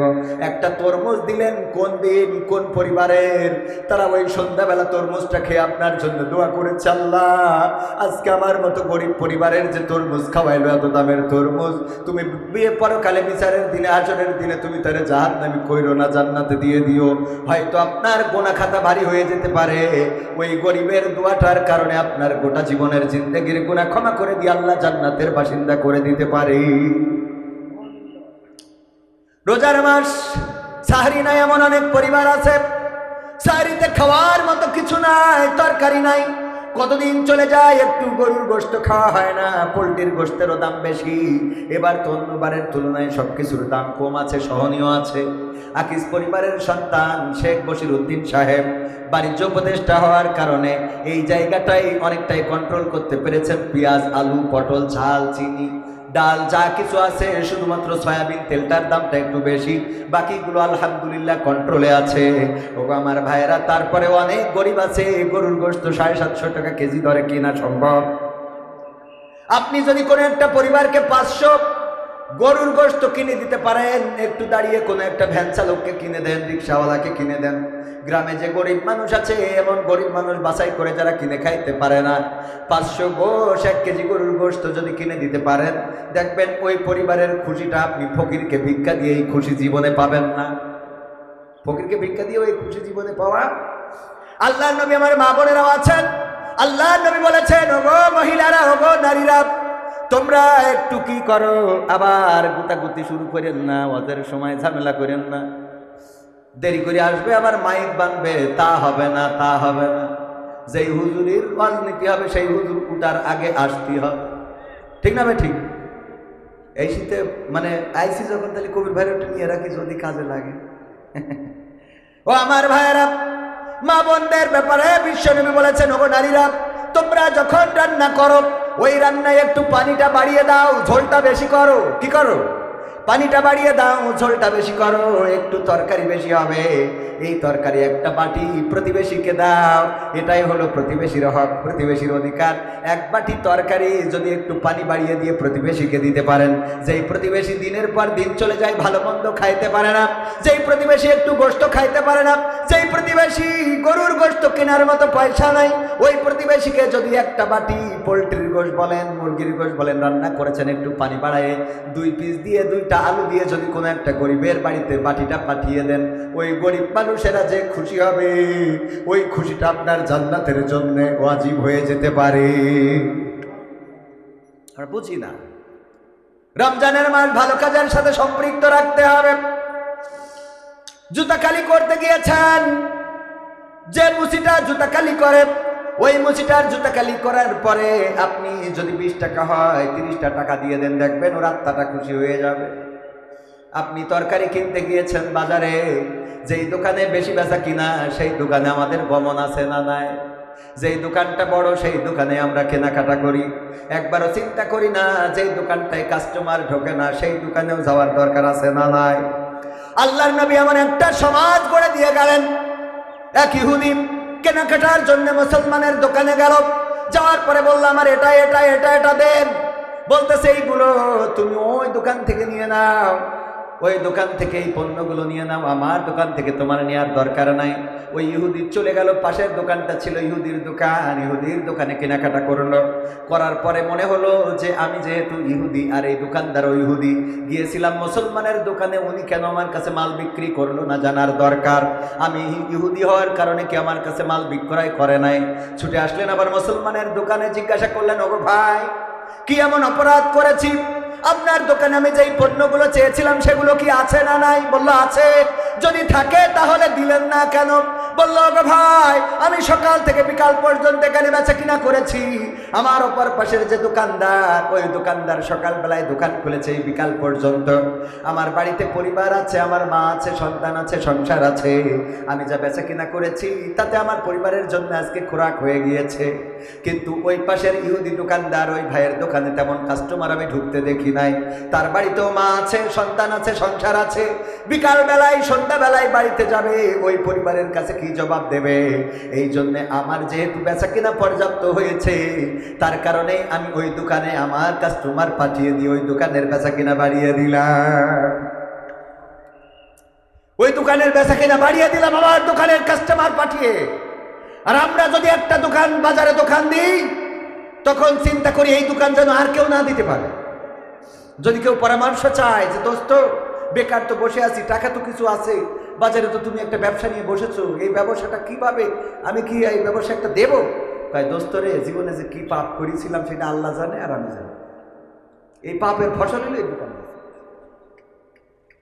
ঠিক না বেঠিক? অথচ একজন মুসলমানের উপরে অপর মুসলমানের হক কয়টা? 6টা। কয়টা? 6টা হক। দেখা হলে কি করবে? সালাম দিবে, হাসি দিয়ে যদি আলহামদুলিল্লাহ বলে ইয়ারহামুকাল্লাহ বলবে। যদি কোনো পরামর্শ চায় সৎ পরামর্শ দেবে। যদি অসুস্থ হয় দেখতে যাবে। যদি মারা যায় জানাজায় শরীক হয়ে যাবে। এর মধ্যে আর একটা কোনটা মনে হয় বাদ পড়ে গেছে। যাই হোক, এর মধ্যে হ্যাঁ জানাজা, দাওয়াত দিলে গ্রহণ করবে। দাওয়াত যদি কোনো মুসলমান নিমন্ত্রণ করে, ভাই আমার বাড়িতে খাইতে এসানে, তাইলে তার বাড়িতে নিমন্ত্রণে যাবে। 6টা হক। তাহলে কয়টা? 1 নম্বর দেখা হলে কি করা? সালাম দেওয়া। 2 নম্বর যদি নিমন্ত্রণ দেয় তাইলে সেটা অ্যাকসেপ্ট করা। 3 নম্বর হলো হাসি দিয়ে যদি আলহামদুলিল্লাহ বলে, জোরে বললে আপনারা কি বলবেন? ইয়ারহামুকাল্লাহ বলা। 4 নম্বর যদি কোনো পরামর্শ চায় তাইলে সৎ পরামর্শ দেওয়া। এটাও হক। এরকম না যে আপনি তারে বুঝাই দিলেন, পরে বাড়ি যেয়ে বললেন যে আমার ওই দোস্ত না এই দোকান দিতে চাইলো, এমন কথা বলে দিছি ও জীবনে অন্তত তার এই দোকান দেবে না। খুব ভালো কাজ করেছেন আপনি, তার হক নষ্ট করেছেন। কি করেছেন? তার হক ছিল যে আপনি তাকে সৎ পরামর্শ দেবেন, দোস্ত আসলে আমি এই কাজটা করে দেখছি যে না, অন্য কাজের থেকে এই কাজটাই রোজগারটা ভালো। তুমি যদি চাও এখানে আমি তোমার সহযোগিতা করতে পারি। সহযোগিতা না করতে পারলেও তুমি এই বাজারে একটা দোকান দিতে পারো। যদি এই বাজার না পাও আর একটা ভালো বাজার পাও, সেখানেও দিতে পারো। তবে এই ব্যবসাটা ভালো, আপনার ভালো হইলে ভালো বললে অসুবিধা আছে? দেখবেন যে কটা ভালো ব্যবসা করে ওদের কাছে যান, ওর দিন চলে না, ওর সংসার চলে না, ওর বউ না খেয়ে রয়েছে, মেয়ে পরকিয়া করতেছে, এই অবস্থায়। মানে ও বলবে যে আমার আর ঠিক না বেঠে ভাইয়ের আমার, তাইলে সৎ পরামর্শ দিতে হবে। আর 5 নম্বর হলো অসুস্থ হলে দেখতে যাওয়া। এইগুলো এখন আছে নাকি? অসুস্থ হলে দেখতে যায় না। মসজিদে একজন মুসাল্লি 5 দিন 7 দিন ধরে আসে না, ওই মুসাল্লি খবরও রাখে না অন্য মুসাল্লিরা যে অমুক কেন আসে না। ইমামও খবর রাখে না, মুসাল্লিরাও খবর রাখে। এর নাম ইসলাম না। নামাজ গতকালকে ইফতারির আলোচনায় গিয়েছিলাম শিয়ালঘুনা। যাওয়ার পরে দেখলাম মসজিদে টাইলস করা, টুইলস করা, পিলার, তারপরে এই যে ছাদ, দেয়াল, টয়লেট, পায়খানা ঘর, বদনা সব টাইলস করা। বদনা মানে ও আমি তো যেই দেখিনি, মানে টাইলস এত করা মনে হয় বদনাও করা। বলছে তোর জীবনে স্মৃতিময় ঘটনা কি? বলছে আমি একবার 5 তলা ছাদের পথে পড়ে গেছিলাম। তা বলছে 5 তলা ছাদের পথে পড়ে দিয়ে বেঁচেছিলি? তা বলছে মনে হয় না। কেন? তা বলছে ছোটবেলার কথা তো মনে নেই, মনে হয় মরে গেলাম। ছোটবেলার কথা তো তাই মনে নেই, মনে হয় মরে গেছিলাম। 5 তলা ছাদের পথে পড়েছি। তো এখন টাইলস যেভাবে করা, শিয়ালঘুনা দক্ষিণ পাড়া জামে মসজিদ, একবার নাম বলে দিলাম, তাতে করি মনে হইলো বদনাও হয়তো টাইলস করা, সব টাইলস। অথচ মসজিদে আসরের নামাজে মাত্র হাতে গোনা কয়েকজন, মুষ্টিমেয় কয়েকজন ইফতার মাহফিলে আসে না, লোকের খবর নাই। আমি বললাম এত টাইলস টুইলস ফ্যান এসি করে লাভটা কি যদি মুসাল্লি না থাকে, বরং ভাঙা চাষের বেড়া উপরে টিনের ছাউনি, এর মধ্যে যদি মসজিদ পরিপূর্ণ থাকে সেটাই মসজিদের সৌন্দর্য। ঠিক না বেঠে? আমরা ওই যে মোড়ের মাথায় বসি, বটতলায় বসি, টাকা তোলে ভাইয়েরা আমার, মসজিদে এসি কিনা হবে, টাকা দেন ভাই, টাকা দেন, দিলে পরকালে দোতলা জান্নাতে থাকবেন। আপনার বাপ মরে ভূত হয়ে গেছে, আমরা জান্নাতে রেখে আসতেছি, খালি 10টা টাকা দেন। আরে বাবা, 10 টাকা দিলে ওর আব্বা জান্নাতে দিয়ে আসবে। জান্নাত আল্লাহ ওর কাছে, আল্লাহ আমাকে যে কি পরিমাণ কুপান দেবে পরকালে। কবে তুই যে এখন যদি বেনাপোলে 1 শতক জমি কিনতে চান, কয় টাকা? হ্যাঁ, 10 লাখ টাকার নিচেই তো না, 10 লাখ টাকার নিচেই তো না। 1 শতক জমি 5 শতক কিনলি 50 লাখ টাকা। আর জামতলায় মাইক নিয়ে বসে রয়েছে, 10 টাকা দিয়েছে, বলছে আল্লাহ তুমি তার জান্নাতের মালিক করে দাও। ওরে বাবা, একটা জান্নাত মানে 10 পৃথিবীর সমান। আল্লাহ কবে তুই 10 টাকাকেও জান্নাত দিতে বলি, কই নান্দাছে এইটা তোর অন্য কিছু দরকার, এইটার জবাব দিয়ে তারপরে সভাপতি মাইন্ড করেন না, কিন্তু কথা সত্য। মানে ওই যে একজন হোটেলে গেছে, যাওয়ার পরে ওই অনেকেই হোটেলে যেয়ে কিন্তু বিপদে পড়ে যায়। টয়লেটে যে আমাদের আদ্দিন হাসপাতালে টয়লেটে সব কমোড বানাইছে। কি বানাইছে? কমোড। যারা আদ্দিনে যান তারা জানেন, গ্রামের মানুষ এই কমোডে হাত দিয়ে হয় না ওতে সিঁড়ে ভিজে হয়, এইটাই জানেন। ওই যে পানি জমা থাকে, তো একজন বলছে এবার ওমরায় যাওয়ার পরে বলছে, ওমরাতে আবার কাতারে গেলাম, কাতারে গেলি অনেক গল্প হচ্ছে যে ওয়াজে যে আমার দাদা আমাদের মসজিদের মুয়াজ্জিন, সে মক্কায় মোটামুটি ওই যে ডাউন প্যান ছিল, ডাউন প্যানে টয়লেট করেছে। মদিনায় যে একটু ভিআইপি হোটেল, ওখানে যে কমোড, ওই যে উঁচুটা হাই কমোড, তো ওইটাই যে টয়লেটে যাচ্ছে আর বেরোচ্ছে, যাচ্ছে আর বেরোচ্ছে, যাচ্ছে আর বেরোচ্ছে। আমি বললাম দাদা কি হয়েছেটা কি? বলছে নিয়ে আসলে তো সে টয়লেট করি, টয়লেট করে যে আপনি যাচ্ছেন যেখানে ওইটাই তো টয়লেট। তো বলছে ওখানে যে সে হাঁকবো সে জায়গা ডাকবো। আমার দাদা মসজিদের মুয়াজ্জিন, আপনার মতো মুরব্বী। তো আমি বললাম, আমি বলা কি আমার আর একজন বলছে দাদা আসেন আমি আপনার দেখাই দিচ্ছি। পরে নিয়ে যেই তো দেখাই দিলে এই হইল কমোড, এইখানে পায়খানা করতে হয়। তো কীভাবে? তা বললে এইভাবে বসি পায়খানা করবেন। ও খানিক পরে আবার বেরিয়ে গেছে, এই বলছে দাদা কি হয়েছে? তা বলছে ওখানে বসে চিন্তা করলাম আমি এখানে এইভাবে বসি না হয় চেয়ারম্যানের মতো হাঁকলাম, কিন্তু সোজ প্রকৃতি। এটাও তো একটা চিন্তার বিষয়, হ্যাঁ? তো এই জন্য কিছু বিষয়, তো এই কথা যখন আমি কাতারে যে আলোচনা করছি, বলছে ভাই আপনার চাচা তো ছোট ঘটনা ঘটাইছে কি? তা বলছে আমার চাচা যে চিড়ে ভিজবে, তার জায়গা খুঁজে না পেয়ে ওখানে যে পানি জমা থাকে ওখানে ভিজে খেয়ে এসে বলছে চিনিটা দিয়ে দিন, ওখানে গুলাই খেয়ে এসে একবারে চিনি নিয়ে আসবে। সহ্য না করে পারা যায়। তো যাই হোক, এখন মানে এইটা বলতে গেলাম কেন, একজন যে টয়লেট হোটেলে যেই বিপদে পড়ে গেছে, হাই কমোড, টয়লেট করার কোনো রাস্তা খুঁজে পাচ্ছে না। তো করিস কি, ওই মোজা খুলে নিয়ে ওর মধ্যে টয়লেট করেছে, যে এতে বসবো কি পায়খানা করবো কি, ওতে করিয়ে মোজাটায় গিরে দিয়ে ওই যে মানে ছোটো যে জানলা ফ্যান থাকে না, অ্যাডজাস্ট ফ্যান বলে, অমনি চেলি দিতে গেছে, সিলিং ফ্যানে গেছে বেঁধে। যাওয়ার পরে ওই মোজা ফ্যান যত ঘুরিয়েছে সারা দেয়ালে সব ছড়াইছে। হোটেল কর্তৃপক্ষ ঢুকে বলতেছে এ করেছিস কি? বলছে ভাই মাফ করে দেন। বলছে তোর মাফ করে দেবো, অসুবিধা নেই, কিন্তু তোর বলতে হবে যে তুই এ সারা দেয়াল হাগলি কি মেরে সেইটা কর, এইটা বললে তারপরে মাফ। তো এখন পরকালে আমাদের হুজুরদের বলবে যে তুই 10 টাকায় যে জান্নাত দিলি, তুই কিভাবে দিলি? যেই জান্নাত 10 পৃথিবীর সমান, তোর বেনাপোলে জমি কিনতে গেলে 1 শতক 10 লাখ টাকা লাগে, আর 10 টাকায় তুই তার 14 গোষ্ঠী জান্নাতে, তুই এতে ওখানে মাইক বাজাচ্ছিলি। কথা কয় না, ঠিক না বে ঠিক? মসজিদে আমি গত সপ্তাহে আমার মসজিদে আলহামদুলিল্লাহ সভাপতি হিসেবে দায়িত্ব দিয়েছে। আমি বললাম যে ভাই আপনাদের পায়ে হাত রেখে বলছি 2 টাকার নোট আর নিয়ে আসবেন না, 2 টাকার নোট আর নিয়ে আসবেন না। 2 টাকার নোট আপনার ফকিরও নেয় না। আল্লাহর কি এত গরিব মনে করেন আপনি? কথা কয় না। আল্লাহর কি বিশাল টাকা পড়ে গেছে আপনার ওই 2 টাকা লাগবে? আমি বলছি যে এই মাহফিল মসজিদের সভাপতি, আমি যেই জায়গায় থেকে যাবো ওই জায়গায় আমি আছি, তাও 2 টাকার নোট মসজিদে চলবে। কথা বোঝেন? আপনি 2 টাকার নোট, ছিঁড়া নোট, যেই টাকা ছিঁড়া, এত ছিঁড়া যে ওই টাকা হাসপাতালে নিয়ে গেলি বলবে আইসিইউতে ঢুকাতে হবে, সেই টাকাটা করে নিয়ে আসে। দান বাক্স খুলে দেখেন যত নষ্ট, ভারতের টাকা ভিসা পাচ্ছে না বলে মসজিদে থুয়ে গেল, যে যাতেও পারবে না, এ টাকা আল্লাহ তোমার দিলাম, তুমি ভারতে চালাও, বাংলাদেশে চালাও। তোমার তো কোনো দেশেও অসুবিধে নেই, মানে ওরও বুদ্ধি আছে। আল্লাহ তোমার তো কোনো দেশেও অসুবিধে নেই, তাই এখন যেহেতু ঢুকতে পারছি না তো দান বাক্সে দিলাম, তুমি ভারতে চালাই নিও, মোদির কাছে পাঠাই দিও। বুদ্ধি আছে না নাই? আহা, এই মানুষ, এই মানসিকতা আমাদের, এই মানসিকতাগুলো পরিবর্তনের দরকার আছে না নাই? আলোচনায় আসি। ও আমার ভাইয়েরা, কলিজার টুকরা ইমানদারেরা, আমার মা বোনদের জন্য বলছিলাম তরকারিতে একটু ঝোল বাড়িয়ে দেন, একটু পানি বেশি করে দিয়ে প্রতিবেশীকে দেন, প্রতিবেশী খুশি হয়ে যাবে, ওই প্রতিবেশী আপনার জন্য দোয়া করবে। ও আল্লাহ, এখনকার মা বোনেরা প্রতিবেশীদের দেবে কি? প্রতিবেশীদের যদি হয় তাহলে স্বামীর কয়, তুমি বিদেশ যেতে পারো না, তুমি তোমার বিদেশ যাওয়ার খবর নেই, তুমি যদি বিদেশ না যাও তা আমি বলে দিলাম আমি 1 মাসের মধ্যে বাপের বাড়ি চলে যাবো। ও কন্যার সাথে আল্লাহ বিয়ে দিয়েছে, ওর বউ টাকা তুলে বেড়া বলে মার্কেট করে নিয়ে আসে। ঠিক না বে ঠিক? স্বামী জোর করি ও যাবে না মোটে, ও বউ থুই থাকতে পারে না, সেই বউর জোর করে পাঠাই দেয় দিয়ে। এইবার স্বামী যেই টাকা পাঠায়, ও যেই বেনা বলতে বাজার করি নিয়ে আবার এনামুল ভাইয়ের সাথে, কথার কথা না, ভাইয়ের সাথে না, এই আর কি, আছে না নাই? কথা কয় না, সত্য না মিথ্যা? অধিকাংশ পরিবার, প্রবাসে থাকা অধিকাংশ পরিবারে পরকিয়া, হাতে অ্যান্ড্রয়েড ফোন, স্বামী পাঠাই দিয়েছে দামি ফোন, ওই দামি ফোনে স্বামীর সাথে কথা বলতে মজা লাগে না।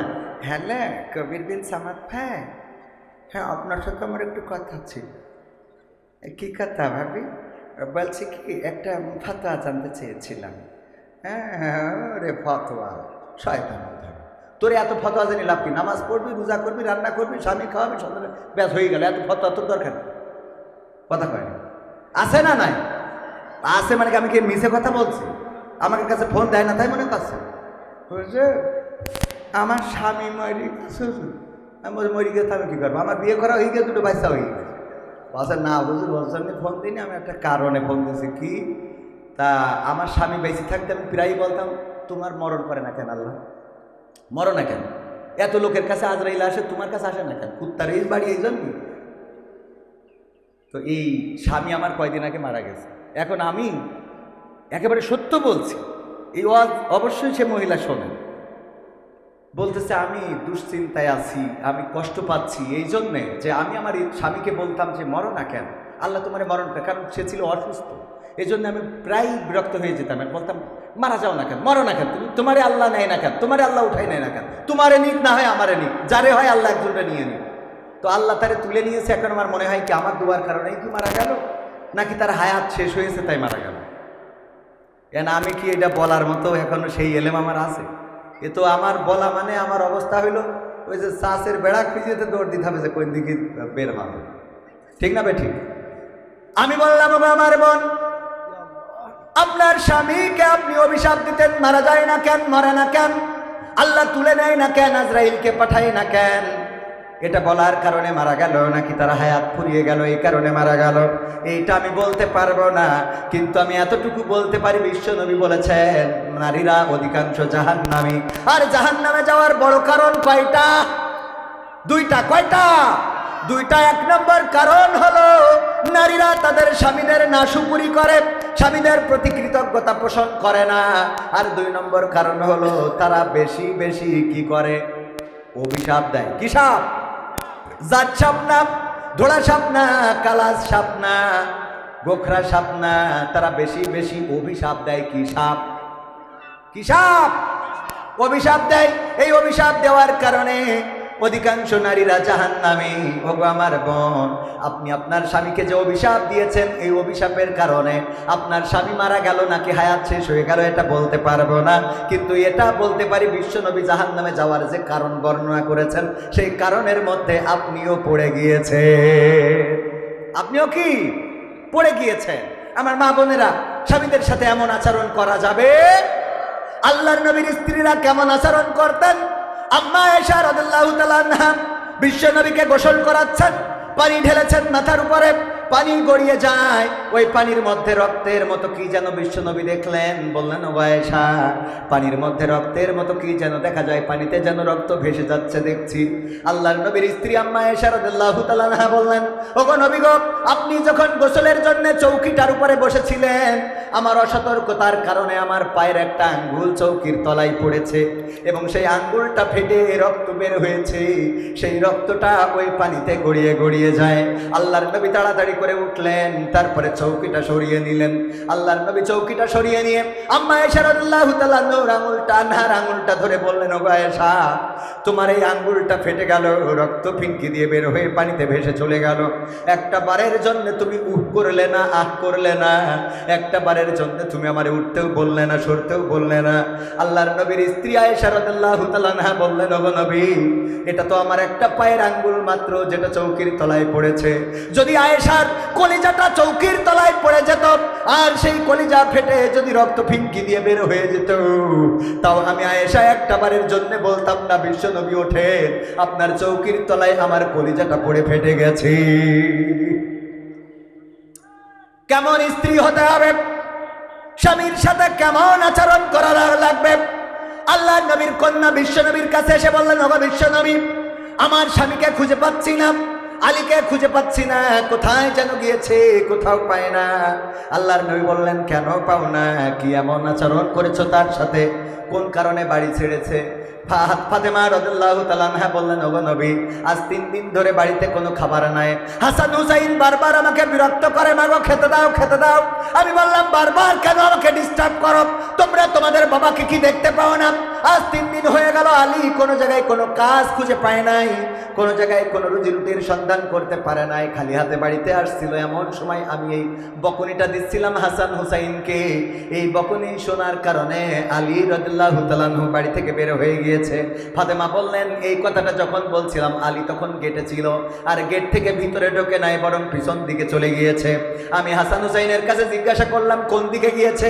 তাদের কাছ থেকে খোঁজ নিয়ে তারপরে আমি চারিদিকে খুঁজলাম, মসজিদে নববীর আশেপাশে খুঁজলাম, কোথাও আমি আপনার জামাতাকে খুঁজে পাই নাই। আল্লাহর নবী বললেন, ওগো ফাতেমা, তুমি আমার আলীকে কষ্ট দিয়ে ফেলেছো। 3 দিন ধরে সে পরিশ্রম করেছে, খুঁজেছে এই মদিনার অলিতে গলিতে, একটু কর্মের জন্যে, একটু খাবারের জন্য ঘুরে বেরিয়েছে, হয়তো ব্যবস্থা করতে পারে নাই। সে বাড়িতে আসার পরে তুমি যখন বলেছো তোমাদের বাবাকে কি চোখে দেখো না, এটার কারণে আলী বাড়ি থেকে বের হয়ে গিয়েছে। ওগো ফাতেমা, আমি তোমাকে বলে দিই, আমার আলী যদি এই মুহূর্তে মারা যায়, এই মুহূর্তে যদি মালাকুল মাউত তাহলে আলীর জানটা কবজ করে নিয়ে যায়, আলীকে যদি কোনো বনের বাঘ খেয়ে ফেলে, সাপে যদি কামড় দেয়, আর আলী যদি পৃথিবী ছেড়ে চলে যায়, ওগো ফাতেমা, তুমি যদি ক্ষমা চেয়ে না নিতে পারো পরকালের ময়দানে, হাসরের ময়দানে, আমি নবী মুহাম্মদ, তুমি আমার কন্যা ফাতেমা এই পরিচয়টা দেব না। আমার কন্যা এই পরিচয়টা দেব না। আর আমার মা বোনেরা স্বামীদের সাথে কেমন আচরণ করেন সেটা আপনারা ভালো করে জানেন, আমিও জানি। আমারটা তো বলা যাবে না, কারণ ইউটিউবে যাচ্ছে, আমার আবার বাড়ি আবার ধরবে, এটা নিয়ে আবার কি টর্চারিং করবে। তো যে পর্যন্ত বলিস ওই পর্যন্ত থাক, আমারটা বলবো না। বুঝি তো কি করে না করে, কি অবস্থায় আছি নাই। ঈদের বাজার করা লাগবে, টাকা থাক না থাক, ঈদের বাজার করে দিই, সবার জন্য সব পোশাকের ব্যবস্থা করে দিই, তারপরেও মন ভরে না। 2টা 3টা করে 3 পিস শাড়ি, সায়া, ব্লাউজ সব বানানোর পরেও কয়েকটু হাতে কাটা হলে ভালো হইতো। মানে যাই দেন তৃপ্তি ভরবে না, এরকম আছে না নাই? যত যাই করেন তৃপ্তি ভরে, এমন আছে না নাই? তৃপ্তি ভরে না। আমাদের এক হুজুর বলল, ভাই আমার স্ত্রী যাই কিনে দিই পছন্দ হয় না, ওর খালি পছন্দ হয় বাইরের তা। বলে, এনামুল হাসান বিন নূর মাদ্রাসা করেছে, এইটা সুন্দর, তোমারটা ভালো না। এনামুল হাসান বিন নূর বোর যে বুরখাটা কিনেছে ওইটা সুন্দর, তুমি যা কিনেছো ওটা পরা যায় না। ওনার বোর 3 পিসটা ভালো, শাড়িটা ভালো, সব এইটা পরেরটা পছন্দ হয়। এই জন্য আমি বুদ্ধি করে একটা দামি শাড়ি কিনে নিয়ে গেলাম, নিয়ে যেয়ে আমি ডাইনিং টেবিলের পরে রাখলাম। রাত্রি রেখে বললাম, স্ত্রী খাবার দাও। শাড়িটা রাখার পরে স্ত্রী খালি আড়শো কি তাকায়, শাড়িটা কার, শাড়িটা কার। ও তো না জানা পর্যন্ত মনের মধ্যে কি, মানে ও তো জানতেই হবে। সিসি ক্যামেরা আর কি, তার থেকে আমার মা বোনদের ক্যামেরা ভালো। বাবু ঘটনাটা ঘটিকে শুনেছিস? কই না তো। আল্লাহ, এখনো শুনিসনি? ও আল্লাহ, তুই কনে ছিলি কেন? কি আল্লাহ, ওই আব্দুলের আব্বা জুতো চুরি হয়ে গিয়ে মসজিদ। মানে এমন ভাবে উপস্থাপন করবে যে ওর জন্য মানে বাংলাদেশ ফিলিস্তিনি রূপ নিয়েছে। ঠিক না ভাই? ঠিক শুনে ও আমার ভাইয়েরা, শাড়িটা রাখার পরে বারবার তাকায়, এক ফাঁকে জিজ্ঞাসা করে বসলো, শাড়িটা কার? ওই হুজুর বলতেছে শাড়িটা এনামুল হাসান বিন নূর কিনেছে তার বোর জন্য। বসে দেখো কত সুন্দর রং, কালারটা কত সুন্দর, শাড়ির পায়টা কত সুন্দর। আর তুমি যেখানে থাকি তোমার সাথে আমার আব্বা বিয়ে দিয়ে আমার জীবনটার নাম আছে না? কিছু কলি নাকি কেন? কিছু কলি নাই। আমি বলি তোমার সংসার করছি, অন্য লোক হলি ঝাঁটা দিয়ে বিদায় করে চলে যেত। আমার মাঝে মাঝে মনে হয় এই কথার জন্য তাড়াতাড়ি আরো দুটো বিয়ে করি, যে তোর বাইরে থাকে কিনা দেখ। সাহস পাচ্ছি না, কারণ এখন তো বিপদ শুধু একদিকে না, আগে তো গলা খাট, তারা কোনো অন্য জায়গা কেটে বাড়ি নিয়ে যাবে। ঠিক না ভাই? ঠিক। এজন্য ভয় আছে না? না, আপনি খবরদার এই বয়সে রিস্ক নেবেন, খবরদার, নিষেধ করে খেলাম। আমরা তাও একটু শক্তি আছে, হয়তো প্রতিহত ফিরতে পারবো। কি হবে বেঁচে থেকে? ও সঙ্গীত শোনাইতে হবে না দুই একটা? আমার একবার পোস্টারে দিয়েছে কি যেন বিশেষ আকর্ষণ, আবার এনে কয় তৃতীয় বক্তা। মানে আমার তো জ্বালা শেষ নেই। একবার বক্তা, একবার শিল্পী, একবার ওয়াইজিন, একবার নাট্যকার, একবার তার 7-17 এই নিয়ে সমালোচনাও আছে। যাক, অসুবিধা নেই, যা থাকে থাক, আমরা আমাদের কাজ চালাই নেবো ইনশাল্লাহ। আমাদের কর্ম কার জন্যে? আল্লাহর জন্য। আর কার জন্যে?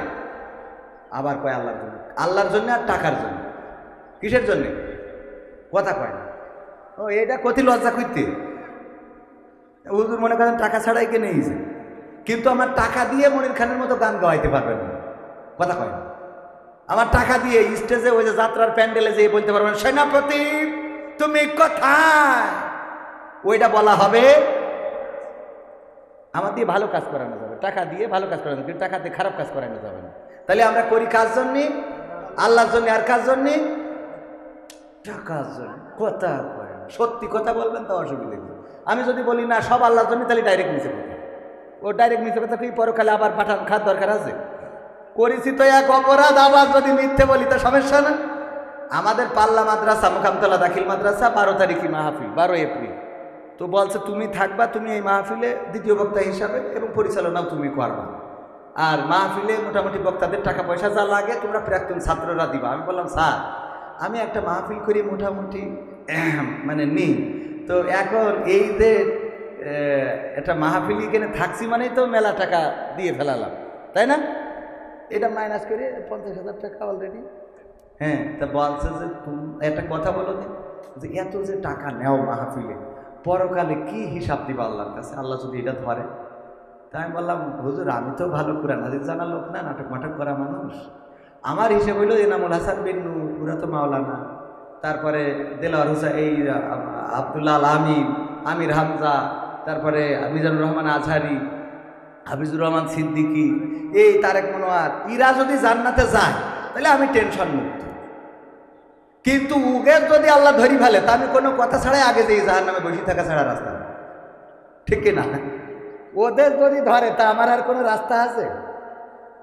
হ্যাঁ, বড় বড় মানুষ যদি অ্যাটাক হয়ে যায়, আপনার এত বড় দাড়ি, এত বড় টুপি, এত বড় রুমাল, এরপরে যদি আল্লাহ আপনার ধরি ফেলে, আমি কোনো কথা ছাড়াই জাহান্নামে যে বসে থাকা ছাড়া রাস্তা। কেন এইটুক দাড়ি নিয়ে হবে? হ্যাঁ, এটা তো আমি ভালোভাবে বুঝি। আল্লাহ ক্ষমা করুন, বলে না আমি যত সহজে বলছি, পরকালটা এত সহজে হবে। ইকরা কিতাবাকা কাফা বিনাফসিকা আল-ইয়াওমা আলাইকা হাসিবা। হ্যাঁ, রুবেল ভাই আসছে তো দেন স্লোগান ভাই। দ্বিতীয়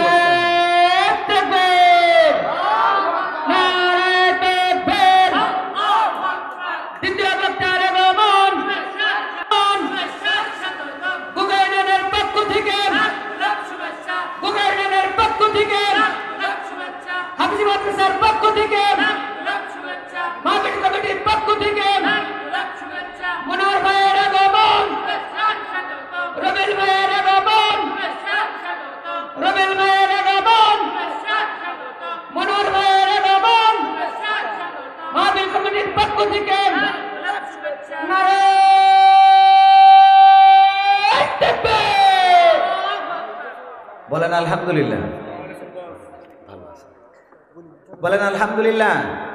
শুক্রিয়া কার? 1500 টাকা পাওয়া গেছে। 1500 টাকা পাওয়া গেল, মাদ্রাসায় দিয়ে দেন, লাগবে না বলেই তো পড়ি, ঠিক না? টাকা 1500 পাওয়া গেছে এই কথা বললি আর এখন কারো দেওয়া হবে? বলার দরকার ছিল যে টাকা হারানো কারো যদি যে থাকে আমাদের কাছে ডকুমেন্ট দেবেন যে কয় টাকা দিয়ে দেবো, বলছে 15 টাকা তো ওয়ারেস মেলা পাওয়া যাবে না।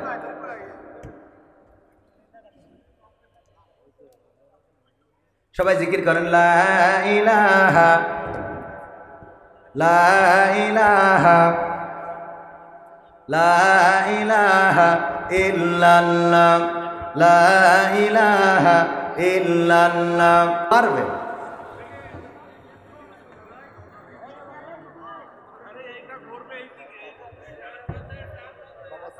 হ্যাঁ সামনে দেন, সামনে আগায় দেন। হ্যাঁ আর একটু একবার দ্বিতীয় বক্তা করেন একটু না, দুইবার চাইলে তো মানুষ সামনে না দিলি আমার তো আমার আগে যেতে হবে। হ্যাঁ মাইক্রোফোন দেন, আরো আরো সামনে নিয়ে আসেন। তা আমার একটু সামনে না দিলে আমি কথা বলে যুক্ত হবার না। আচ্ছা তা আমি আগায় নিচ্ছি, এই টেবিলটা সরাই দেন। হ্যাঁ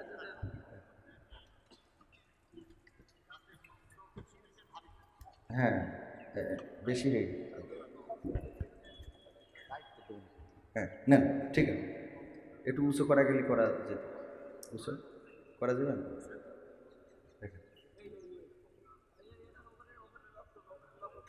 না তাড়াতাড়ি করেন, মানুষের কষ্ট হয়ে গেছে। আমি আমি ধরছি, আপনি টানেন।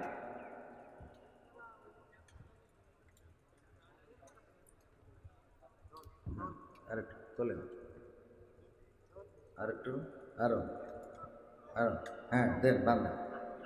হ্যাঁ হ্যাঁ রবি, কারণ এখনো লোক মানুষ আসবে টাকা নিয়ে সব বসে নিয়ে রোজার মাসে 1 টাকা দিয়ে 70 টাকা দিয়ে দিবেন রুবেল ভাইয়ের কাছে ইনশাআল্লাহ। কার কাছে? জহরের নামাজ পড়ি আপনারা দান করবেন ইনশা। এই মাসে দান করা মানে সোয়াব বেশি, এটা তো নিশ্চিত। পরকালে কি হবে না হবে সেটা আল্লাহ বুঝ করবে না, কিন্তু এই মাসে দান করলে 70 গুণ, শুধু না 70 থেকে 700 গুণ পর্যন্ত। কত? সুবহানাল্লাহ বলবেন না? ওগো আমার ভাইয়েরাম, আলোচনায় ফিরে আসি। যেই কথা বলছিলাম, প্রতিবেশীকে যদি একটু ঝোল বাড়িয়ে দিয়ে কিছু তরকারি দেন প্রতিবেশী খুশি হয়ে যাবে, কিন্তু এখনকার সময় সেটা তো নয়। এখনকার যেটা সেটা হলো প্রতিবেশীর যদি উন্নতি হয় পাশের বাড়ির মহিলার মাথায় কাজ করে, যদি ভাইয়ের উন্নতি হয় আপর ভাই বইয়ের কাজ করে। তোমার ছোট ভাই এত কিছু করে, তুমি করো না কেন, পারো না কেন? কত রকম নির্যাতন, নিষ্পেষণ, টর্চার। ওই যে শাড়ির উদাহরণ দিচ্ছিলাম মনে আছে না নাই? হুজুর বলল যে এই শাড়িটা কিনেছে নামুল হাসান বিন নূর তার স্ত্রীর জন্য, দেখো কত সুন্দর রং, কত সুন্দর কালার, কত সুন্দর এই শাড়ির পাল্টা, কত সুন্দর ডিজাইন। এই শাড়ি তোমার নজরে কোনোদিন পড়ে নাই, কারণ তোমার পছন্দ ভালো না। বলল দেখো তোমার যদি এই শাড়িটা পছন্দ হয় তাইলে তুমি এটা নাও। এনামুল হাসান বিন নূর আমার আত্মীয় মানুষ, বন্ধু মানুষ, আমি তারে বুঝাই দিবা না এই শাড়িটা তুমি নাও। বউ ওই শাড়িটা নিয়ে খুবই খুশি, ওরে আল্লাহ খুব ভালো একটা শাড়ি পাইছি, খুব খুশি। রাত্রে শোয়ার সময় ওই হুজুর জিজ্ঞাসা করতেছে, ওগো আমার স্ত্রী শাড়িটা তোমার পছন্দ হয়েছে কিনা? বললো অনেকদিন পর একটা মনের মতো জিনিস পাইছি, এটা তো তুমি পছন্দ করো নাই, কারণ তোমার নজর ভালো না, তোমার তো 2টা চোখ দেয় না, আল্লাহ দিয়েছে মার্বেল, যেটা দিয়ে ভালো কিছু তোমার চোখে পড়ে না। আমাদের এনামুল হাসান বিন নূর কেনার কারণে এই শাড়িটা এত সুন্দর পাড়, এত সুন্দর সুতা, এত সুন্দর রং, এত সুন্দর ডিজাইন আমার খুব পছন্দ হয়েছে। স্বামী বলতেছে, আমার স্ত্রী গো তোমারে আমি কত ভালোবাসি, সেইটা প্রমাণ করার জন্য আজকে আমি একটু এই সলসাতুরির আশ্রয় নিয়েছি। ও আমার স্ত্রী আজকে যদি মারা যায় তাইলে আর মনের কথাটা বলা হবে না, তোমারে মনের কথাটা বলে ঘুমাতে চায়। সেটা হলো আমি আমার টাকা দিয়ে নিজে পছন্দ করে তোমার জন্য নিজ হাতে এই শাড়িটা কিনে এনেছি। স্ত্রী বলতেছে, সত্যি সত্যি তুমি কিনেছ? বলছে আমি কিনেছি তোমার জন্য, খুব পছন্দ করি। বলছে তাহলে এর রং থাকবে না, তাহলে ওর কি খুশি করা সম্ভব? বলেন, স্বামীর প্রতি নাশুকরি করে জাহান্নামে যাওয়ার কারণ, স্বামীর প্রতি নাশুকরি করে, স্বামীর প্রতি কৃতজ্ঞ নাম, স্বামী যেটা খাওয়ায় তাতে সন্তুষ্ট নাম, স্বামী যেটা পড়ায় তাতে সন্তুষ্ট নাম, স্বামী যেটা দেয় তাতে সন্তুষ্ট নাম, স্বামী যেটা তার জন্য করে তাতে সন্তুষ্ট না।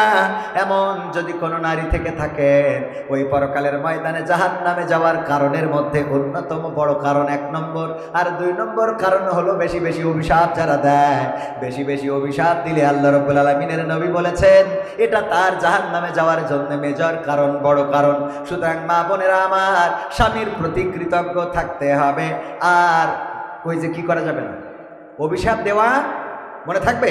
পুরুষরা বলছে হুজুর ওয়াজটা খুব কাজে লেগেছে, আর মা বোনেরা বলছে এই খালি আমাদের গুতোই। তা পুরুষরা এসে যে রাত 12টার সময় কষা এক কান নিয়েতে পিটির পরে ভাঙে, এটা কি রকম আছে না নাই? নারীদেরকে নির্যাতন করে কারণে অকারণে। যৌতুকের জন্য বাবার বাড়িতে পাঠিয়ে দেয় ইফতারি নিয়ে আসো। ঈদের বাজার, ঈদের সময় যদি শ্বশুর নতুন জামা কাপড় না কিনে দেয়, গোলমাল আছে না নাই? ঈদের বাজার করে দিতে হবে, ইফতারি কিনে পাঠাতে হবে। আমাদের এই জেলার থেকে অন্য জেলায় এই প্রচলনটা খুব বেশি। প্রতিটা রমজান মাসে ইফতারি কিনে পাঠানো লাগে জামাইয়ের বাড়িতে।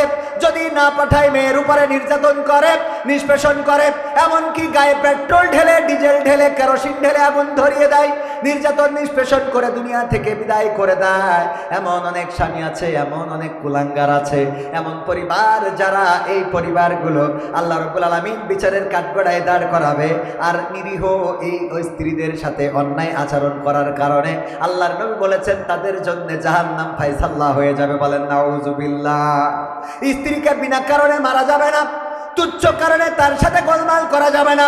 যে স্ত্রী প্রতিদিন আপনার মশারিটা টানিয়ে দেয়, যে স্ত্রী প্রতিদিন আপনার কয়েলটা ধরিয়ে দেয়, যে স্ত্রী প্রতিদিন আপনার রান্না করে খাওয়ায়, ওই স্ত্রী যেদিন অসুখ হয়েছে, একটু কি রান্নাঘরে যে রান্না করা যায় না? যায় না? কথা কয় না এগুলো। অনেকে হাসতে, হ্যাঁ না আমি তো আবার রান্নাঘরের কাজে বাটাম টানলি তারপরে যাতে পারবে। স্ত্রীর রান্নায় সহযোগিতা করেছেন কে? বিশ্ব নবী সাল্লাল্লাহু আলাইহি সাল্লামের 10টা রোমান্টিক সুন্নাতের মধ্যে অন্যতম হলো স্ত্রী যেই পাত্রে পানি পান করবে ওই পাত্রে পানি পান করা, এটাও রাসূলের সুন্নাহ। সুবহানাল্লাহ। একই গ্লাস থাকবে, দুইজনের কি একই গ্লাস থাকবে, তবে স্ত্রীদের গ্লাসে স্বামীরা খাতি পারবে, কিন্তু স্বামীদের গ্লাসে স্ত্রীরা খাতি পারবে। কথা কয় না? পারবে কিন্তু পারবে না, পারবে কিন্তু পারবে। কারণ কি?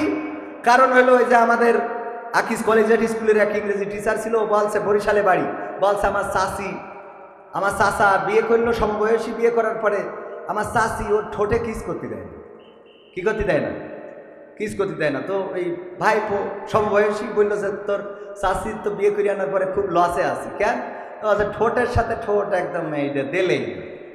তো বলছে আমি কি চাচির বলবো? বলছে তা বলা যায়, এটা তো হারাম কিছু না, হারাম। চাচার ঠোঁটে কিস করবে এটাই তো ঠিক এবং এটাই শুনবে। তো এখন বলতেছে এটা যেহেতু হারাম কিছু না। আবার হারাম মানে কি? সেদিন আমাদের ওই যে শরীফুল ভাই বগুড়ার ফতোয়া দিয়েছে যে যদি স্ত্রীর নিচের ঠোঁটে কিস করতে পারে তাইলে তার একটা কবুল হজের সোয়াব হয়ে যাবে। তার বলছে খামাখা নিবন্ধন করলাম, কি দেখি বাড়ি তোমার রয়েছে, হজের নিবন্ধন করে ফেলেছি এই বছর। আমি বললাম এই ফতোয়াটা শুনলাম তা নিবন্ধন করার পরে। বোঝেননি? রোমান্টিকতা ইসলামে আছে না নাই? কথা কয় না, আছে না নাই? আল্লাহ বললেন স্ত্রীরা তোমাদের ক্ষেতস্বরূপ, তোমরা যেভাবে ইচ্ছা তোমাদের স্ত্রীদের কাছে গমন করো। বিশ্ব নবী বললেন ওগো সাহাবীরা শুনে নাও, তোমরা যদি তোমাদের স্ত্রীদের সাথে মিলিত হও তাহলে আল্লাহ রাব্বুল আলামিন তোমাদের আমল নামায় সওয়াব দিয়ে দেন। সাহাবীরা বলল আল্লাহ রাসূল এটা তো একটা লজ্জাজনক কথা যে স্ত্রীর সাথে আমরা সঙ্গম করলে আল্লাহ সওয়াব দিবেন। আল্লাহর নবী বললেন ওগো আমার সাহাবীরা এটা লজ্জার কিছু নয়, এটা লজ্জার কোনো কারণ নেই। কারণ হলো তোমরা যদি তোমাদের বৈধ স্ত্রীর বাইরে এই একই কাজ অন্য জায়গায় করতে গুনাহ হতো না হতো না? সাহাবীরা বললেন অবশ্যই গুনাহ হতো, শুধু তাই নয়, এমন গুনাহ দুনিয়ার পরে মাজা পর্যন্ত গেড়ে দিয়ে সঙ্গে সার করা হতো, আর পরকালে আল্লাহ জাহান্নাম দিয়ে দিবেন। আল্লাহর নবী বললেন সেই কাজটা যখন বৈধ জায়গায় করা হয়, আল্লাহ উল্টা তার পরিবর্তে সমান সওয়াব লিখে দেন। বলেন সুবহানাল্লাহ। যেমন গুনাহ হতো তেমন সওয়াব হয় স্ত্রীদের কাছে গমন করলে। বলেন সুবহানাল্লাহ। সুতরাং যুবকেরা বিয়ে তাড়াতাড়ি করার দরকার আছে না নাই? সওয়াবের জন্য হলেও বিয়েটা করে ফেলতে হবে। আল্লাহ কবুল করুন, বলেন আমিন। যুবকরা কয় হুজুর আব্বা তো বোঝে না, আছে না নাই? অনেক বাপ নিজের বিয়ের সময় ঠিকই দাদার সাথে বাড়াবাড়ি করে বিয়ে করেছে, অথচ ছেলের বিয়ের সময় বলে আগে প্রতিষ্ঠিত হও। তো তুমি কয় নম্বর প্রতিষ্ঠিত ছিলে বিয়ের সময়? ছেলের প্রতিষ্ঠিত আগে বিয়ে জয়েল কান্দে তুলে দাও, সোজা হয়ে যাবে। ঠিক না বে ঠিক? এই যে গরু দেখেন না, যদি ছাড়া পায় ও সারা গ্রাম ঘুরি তারপরে গইলি আসে। ঠিক না বে ঠিক? দামড়া গরু ছাড়া পাইলে এটা করে। তা আপনার এরিয়ার একটু ওই চুলের কাটিং দিয়েছে, কুত্তা কাটিং, সোজা করতে পারছেন না, এমন কাটিং দিয়েছে দেখি শয়তানও কয় তোর আল্লাহ শয়তান আমার বানাইস কি দেখি তোর বানালি তোর, আছে না নাই? কথা কয় না। আরে রোজার মাসে গদখালিতে আমার আল্লাহর ওলিরা, বেশি বলবো না, বললি কবে আবার আমাকে কাটি করতেছে। কথা কয় না, করিস না, করে না। ধর্ষণ শুধু না, গণধর্ষণ। কি ধর্ষণ? গদখালিতে যা ফুল বাগানে যা, আর একটু ওনাকে আবার ফুল বাগানে না গেলে হয় না, বেড়াতে নিয়ে যেতে হবে, মাথার পরে আবার ফুল দিতে হয়। তোর ফুল দিতে হয় কেছে মাথার পরে? এই আছে না নাই? ওরে বাবা সব কত, মাথার পরে ফুল, মাথার পরে ফুল দিয়ে মোটরসাইকেলের পিছনে বসে গিয়ার মারার জায়গা খুঁজবে। ও আমার ভাইয়েরা, আলোচনায় ফিরে আসি। এই কাজগুলো আমার মা বোনের পর্দার মধ্যে থাকতে হবে, স্বামীদের সাথে ভালো আচরণ করতে হবে। পুরুষদের কথা বলছিলাম, ওই যে আমার স্যার বললেন যে তার চাচি কিস করতে দেয় না, এই জন্যে চাচিরে বললো চাচি। আমার চাচা অভিযোগ করলো তুমি নাকি তাকে ঠোঁটে কিস করতে দাও না। কই দেব কি?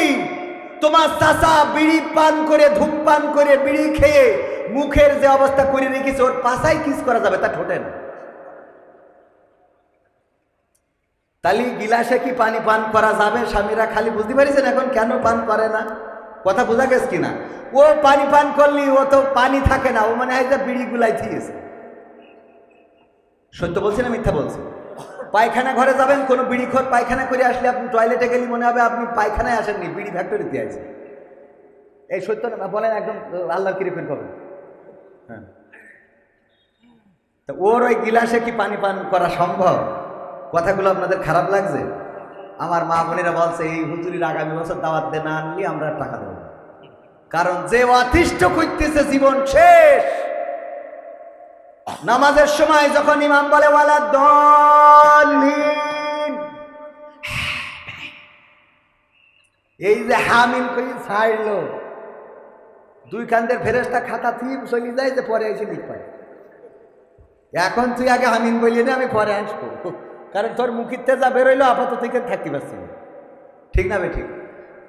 পাশে দাঁড়াইলে বোঝা যায়, দেখবেন বিড়িখোরের পাশে দাঁড়াইলে নামাজে ও যখন আমিন বলে, আমিনের গন্ধে ওখানে দাঁড়ানো কষ্ট হয়ে যায়।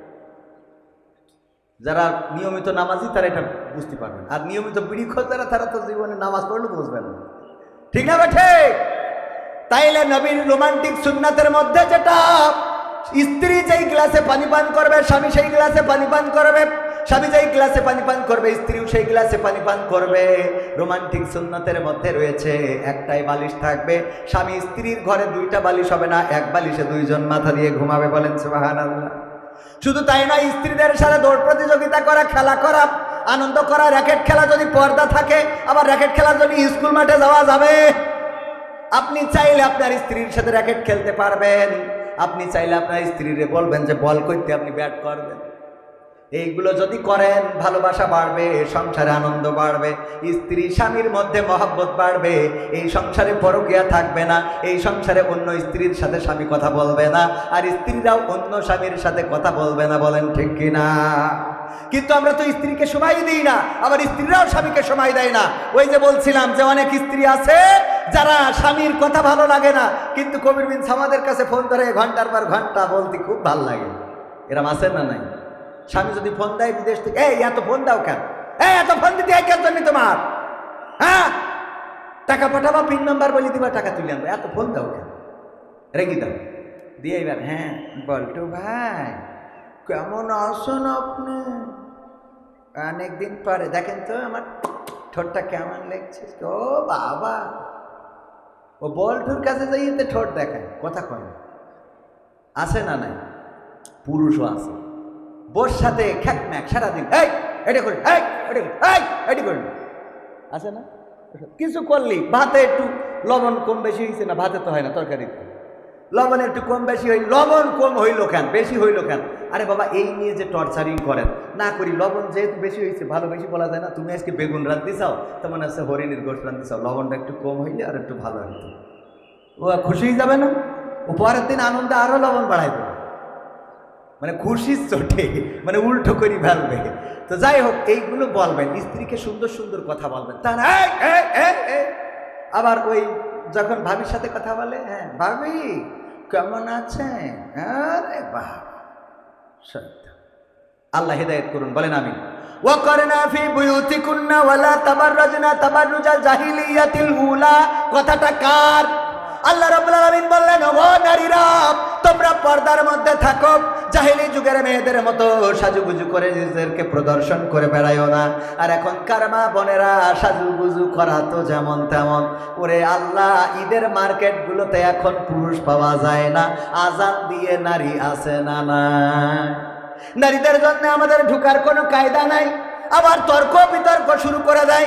আমি এক দোকানে গেলাম কাপড় দেখার জন্য, আমার পরে এসেছে এক মহিলা, আসার পর আমাদের ছুটিপুরের বাজারে আসার পরে আমাকে কাপড় দেখাচ্ছে। উনি খালি কয় আমারে দেখান, আমারে দেখান। আল্লাহ, এটা কিরাম, আমারে দেখান, আমারে দেখাচ্ছেন না কেন? মানে আমি দেখতেছি আমার দেখাচ্ছে, ও খালি বলতেছে। আমি বললাম, আচ্ছা আপনার সমস্যাটা কি বলেন তো? আমার দেখাবে না? উনি দেখাবে আপনার, আমি কাস্টমার আগে এসেছি, আগে আমার দেবে, তারপরে আপনার দেখাবে, তারপরে আপনার দেখাবে, আমিও কাস্টমার, আমার দেখাবে, আপনারও দেখাবে, একসাথে দেখাবে। ওরে বাবা, ওরে আমি তো হুজুর মানুষ, মানে হুজুর মানুষ না হলে মানে মেরি বসতাম, কারণ হুজুর মানুষ মারলি তো আবার পরের বউ মেরিছে, কিন্তু মারিছি যে কেন সেটাও তো শুনতে হবে, কথা কয় না। আমার সাথে শুরু করে দিয়েছে, মনে আছে আমি ওর বাড়ি হলাম। এই অবস্থা নারীদের, এদের পরকালে কি হবে? আল্লাহ বলল, পর্দার মধ্যে থাকো, জাহিলি যুগের মেয়েদের মতো সাজুগুজু করে নিজেদেরকে প্রদর্শন করে বেড়ায়ও না। আর এখনকার মা বোনেরা সাজুগুজু তো করেই, বুরু কাটিং, তারপরে এই যে আইলা সাইলা বাইলা টিপ নুক্তা যা কিছু আছে সব দিয়ে তারপরে বুরকা পরে। বাড়িতে যখন যায় তখন মনে হয় জান্নাতুল ফেরদাউস বেরোইল, ঠিক না বে ঠিক? আর গদখালি যাওয়ার পরে ওর মধ্যে যে ঢোকে সেই জাহান্নামের টিকিট নিয়ে বাড়ি চলে যায়, কথা কয় না? আছে না নাই? আপনি মনে করছেন হুজুর খালি এইসব কথা বলতেছে, এগুলো তো আমাদের মানে কি অনেক চাচা আছে, মুরব্বী আছে। যদি বলি আপনার নাতিটা দেখলাম এই যে অবস্থা, গদখালি দেখলাম আর একজনের মোটরসাইকেলের পিছনে হাত ধরি, বলি ও গো বাপু, এখনকার সময় ও আগে ছিল না, এখন হয়েছে, এখন হয়ে গেছে। আছে না নাই? ও যে তোর দেখি জাহান নামে নিয়ে যাচ্ছে, পরকালে বলবে যে আমার দাদা ওরে ধরো, কথা কয় না, ঠিক না ভাই ঠিক? এই জন্য পর্দা করাতে হবে, সাজুগুজু করা বন্ধ করাতে হবে। আর এই সাজুগুজুগুলো যখন করে, নাইট ক্রিম মেখে কালো মানুষটাও পরিষ্কার হয়ে গেছে। আমার গ্রামেও দেখি যেই লোকটা ছিল কালো, যেই মেয়েটা কালো, হঠাৎ 4 মাস 5 মাস 1 বছর পরে দেখা যায় যে সে ফকফকি পরিষ্কার। এই পরিষ্কার ছেলেরা প্রতারিত হয়, মেকআপ দেখে প্রতারিত হয়। এইগুলো দেখে বলে আমি ওরে ছাড়া বাঁচবো না। আর বিয়ের পরে বিপদে পড়ে যাই, 1 গোসলের পরে এবার গান গায়, আমি পারি না আর পারি না, আমি কেন মরি না, আজরাইল কি চিনে না আমারে গো, আমি পারি না আর পারি না। হয়তো 2 দিন পরে মরব, আগে মরলে কি ক্ষতি? ওরে এই দুনিয়ার রং তামাশা বুঝলাম না রে একরতি। ও আমার ঘরের রমণী, সে যে কাল নাগিনী, বেনাপোলের বিউটি পার্লার আমার বাজাইছে 12টায়, আমি পারি না আর পারি না, ঠিক না বেঠে? বিপদে পড়ে যাই। ওই যে উদাহরণ দিতে যে বলি, এক বিউটি পার্লারের মালিকের নিয়ে যে একটা বক্স দিয়েছে, আইফোন 16 প্রো ম্যাক্স। দাম কত? ওই 80,000, 2 লাখ টাকা, 1.5 লাখ টাকার উপরে আইফোন 16 প্রো ম্যাক্স। কত নিয়ে যেয়ে দিয়েছে বিউটি পার্লারের? এই যে আপনার দিলাম, কিসের জন্য? কয় গতকালকে আমার স্ত্রী আপনার এই বিউটি পার্লার থেকে সেজে গিয়েছিল, তাতে কি, আমি খুশি হয়েছি, এই জন্য দিলাম। কি খুশি হই, বলছে আল্লাহ এর যেন আরো 3টে বিয়ে হয়। কারণ আইফোন 16 প্রো ম্যাক্স এত দামি ফোন, ওমা বক্স খুলি দেখে ওর মধ্যে কি এর আইফোন 16 প্রো ম্যাক্স, খুলি দেখে ওর মধ্যে নোকিয়া 1100, গাডার মারা বাটনটাও 2 ইন্দুরি খেয়ে গেছে। লিখা রয়েছে কি, এখন কেমন লাগে এখন, কারণ কালকে তুমি যে মালডারে সাজাইছো, এক গোসলের পরে যখন আমি বিয়ে করে নিয়ে যে ঘুমটা উঠালাম, তখন দেখলাম পরিমণির খালাইতো বোন, কিন্তু সকালবেলা গোসলের পরে দেখি নোকিয়া 1100 গাডার মারা বাটন ও ইন্দুরি খেয়ে গেছে। আছে না নাই, তুমি সাজায়ে দিলে এমন মাল, আমি এক গোসলে সব শেষ। তবে এখনকার ছেলেরা একটু চালাক, চেহারা দেখার আগে পাত দিকে তাকায় দেখে নেটওয়ার্ক আছে কিনা, ঠিক না বেঠে? আর যারা বোঝে না তাদের বুঝাই দিলাম, এখন মা বোনেরা যতই মেকআপ করেন কাজে লাগবে, কারণ পাই দেখবেন যে ওখানে টাওয়ার পাচ্ছে কিনা। যদি দেখেন মুখের সাথে পার নেটওয়ার্কের মিল নেই, একটা ওয়ারিদার একটা গ্রামীণ, তাইলে বলবেন যে ভেজাল আছে না, একটা ওয়ারিদ একটা গ্রামীণ, এইটা যদি হয় এয়ারটেল আর গ্রামীণ, তাইলে বলবেন ভেজাল আছে, ওইটারে বিয়ে করা যাবে। আগের সময় যদি আমার চাচারা, আমার মুরব্বীরা, হুজুররা বিয়ে করতে চাইতো, তাদের মুরব্বীরা যেত মেয়ে দেখার জন্য, যাওয়ার পরে জিজ্ঞাসা করতো, গো মা কোরআন পড়তে পারো কিনা? বলতো পারি। তাইলে 2টা আয়াত পড়ে শোনাও। কোরআনটা বের করে দিত, 2টা আয়াত পড়ে শোনাতো। তারপরে বলতো নামাজের আরকান আহকাম কয়টা, তারপরে বলতো হুজুর ফরজ কয়টা, তায়াম্মুমের বিধান কি, তারপরে সূরা ইয়াসিন মুখস্থ আছে কিনা, আর রহমান পারো কিনা, আয়াতুল কুরসিটা হবে কিনা, দোয়ায়ে কুনুতটা বলো, দুরুদ ইব্রাহিমটা হবে কিনা, এইগুলো জিজ্ঞাসা করার পরে যখন দেখতো সবকিছুতে 100তে 100, বলতো যে যাক খুশি হয়েছি, মেয়েটা যদিও একটু কালো, রঙে যদিও একটু মরা, জাতের পানি, জাতের মেয়ে কালো ভালো, নদীর পানি ঘোলা ভালো, সুতরাং এই মেয়েটাকে বিয়ে করা বা ছেলের জন্য বৌমা করা যায়। আর এখনকার সময় মেয়ে দেখতে যেয়ে জিজ্ঞাসা করে কি, মুরব্বীরা আর যায় না, যাই ইয়াং পোলাপান, যাওয়ার পরে মেয়ে সেজে গুজে সামনে আসে, এই পরে আগে এটা চোখ কি করে, এটা চোখ একটা মারি দেয়, এটার কি বলে, যে কথা তো ছিল রেখলে ঠিক আছে। এরপরে কয় দোস্ত জিজ্ঞেস কর, ভাবি আপনার টিকটকে ফলোয়ার্স কত আছে? টিকটকে আপনি রিলস ভিডিও কি করতে পারেন? আপনার ফেসবুকে ভিউজ কেমন হয়? আর্নিং আছে কিনা? মুরব্বীরা বুঝতে পারছেন না, কিন্তু ইয়াংরা বুঝতে পারছে জিনিসগুলো কি। আপনি কাপল ভুলাক করতে পারবেন কিনা? কাপল ভুলাক বোঝেন তো? স্বামী দাঁড়ায় থাকবে পিছনে কোথায়, আর স্ত্রী আসবে ক্যামেরার সামনে, হাই গাইস সবাই কেমন আছো, আমি না বলে আজকে লাইভে চলে এসেছি, তোমরা মাইন্ড করবা না, আমার কথা শুনতে পেলে তোমরা একটু আমাকে কমেন্ট করে জানাও।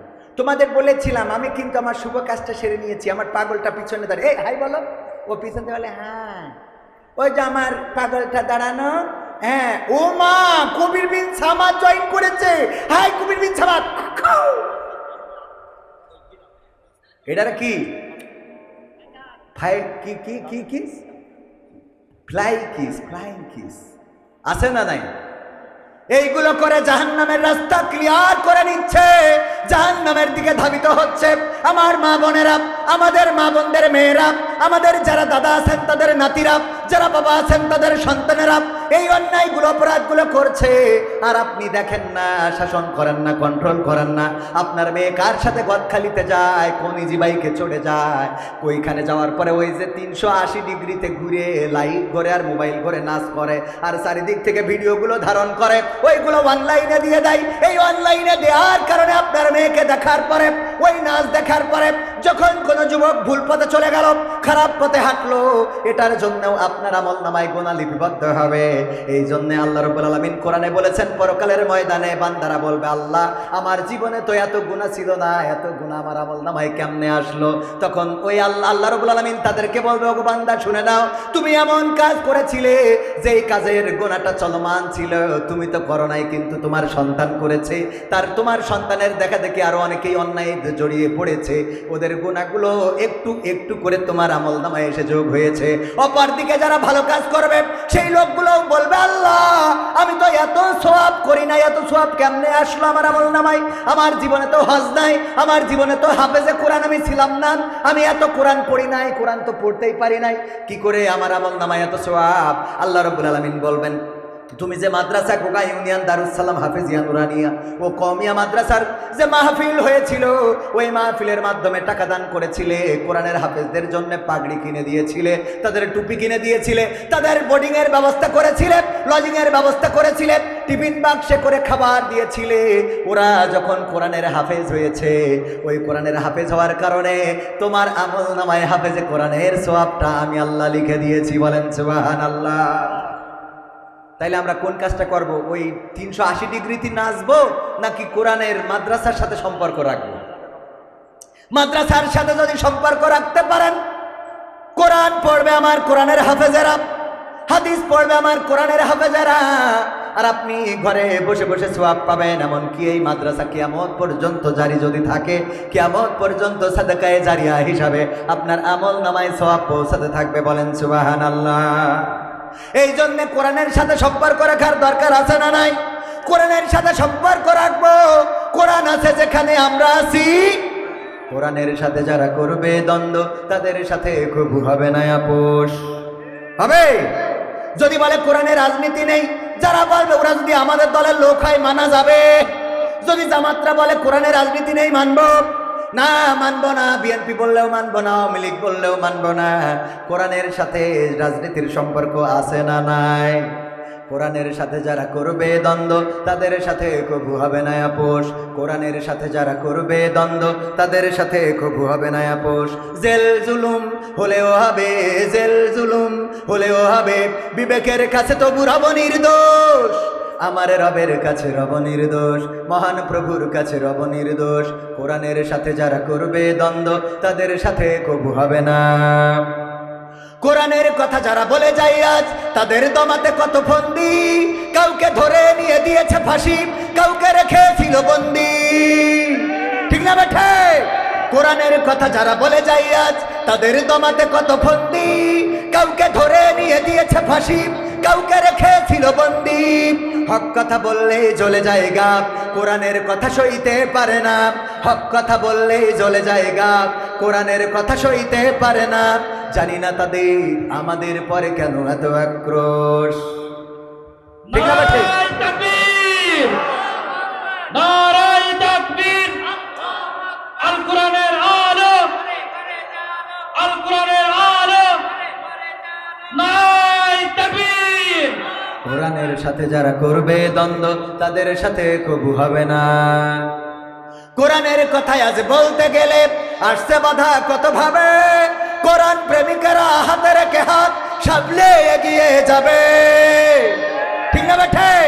কোরআনের কথায় আজ বলতে গেলে আসছে বাধা কত ভাবে। কোরআন প্রেমিকেরা হাতে রেখে হাত সামনে এগিয়ে যাবে। হক কথা বলতে করি না কো ভয়, জীবনের বিনিময়ে আনব বিজয়। হক কথা বলতে করি না কো ভয়, জীবনের বিনিময়ে আনব বিজয়। বুকে আছে শক্তি, অন্তরে আছে সাহস।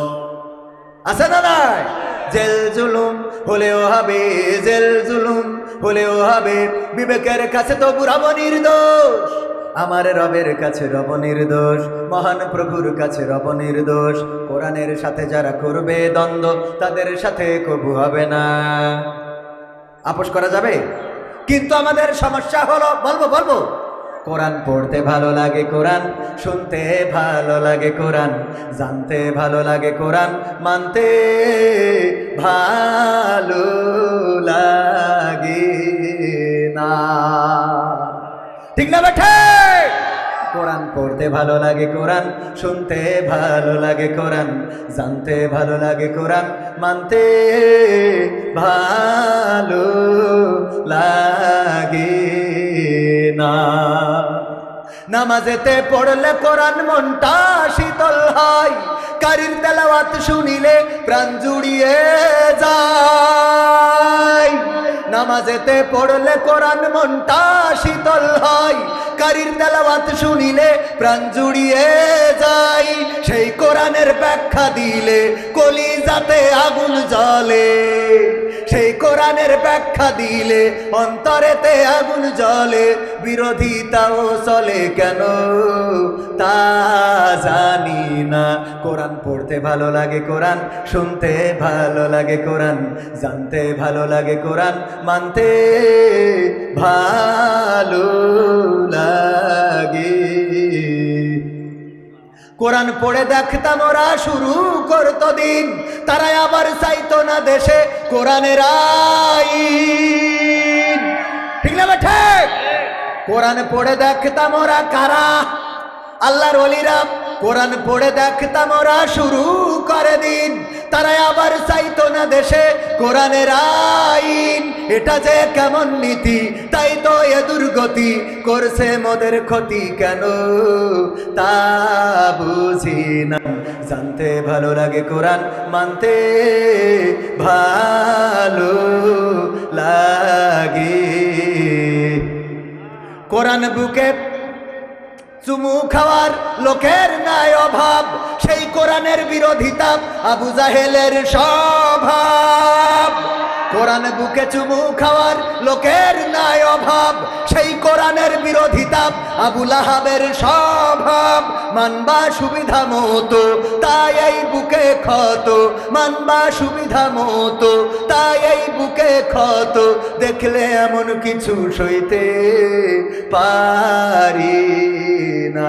কোরআন পড়তে ভালো লাগে, কোরআন শুনতে ভালো লাগে, কোরআন জানতে ভালো লাগে, কোরআন মানতে ভালো লাগে।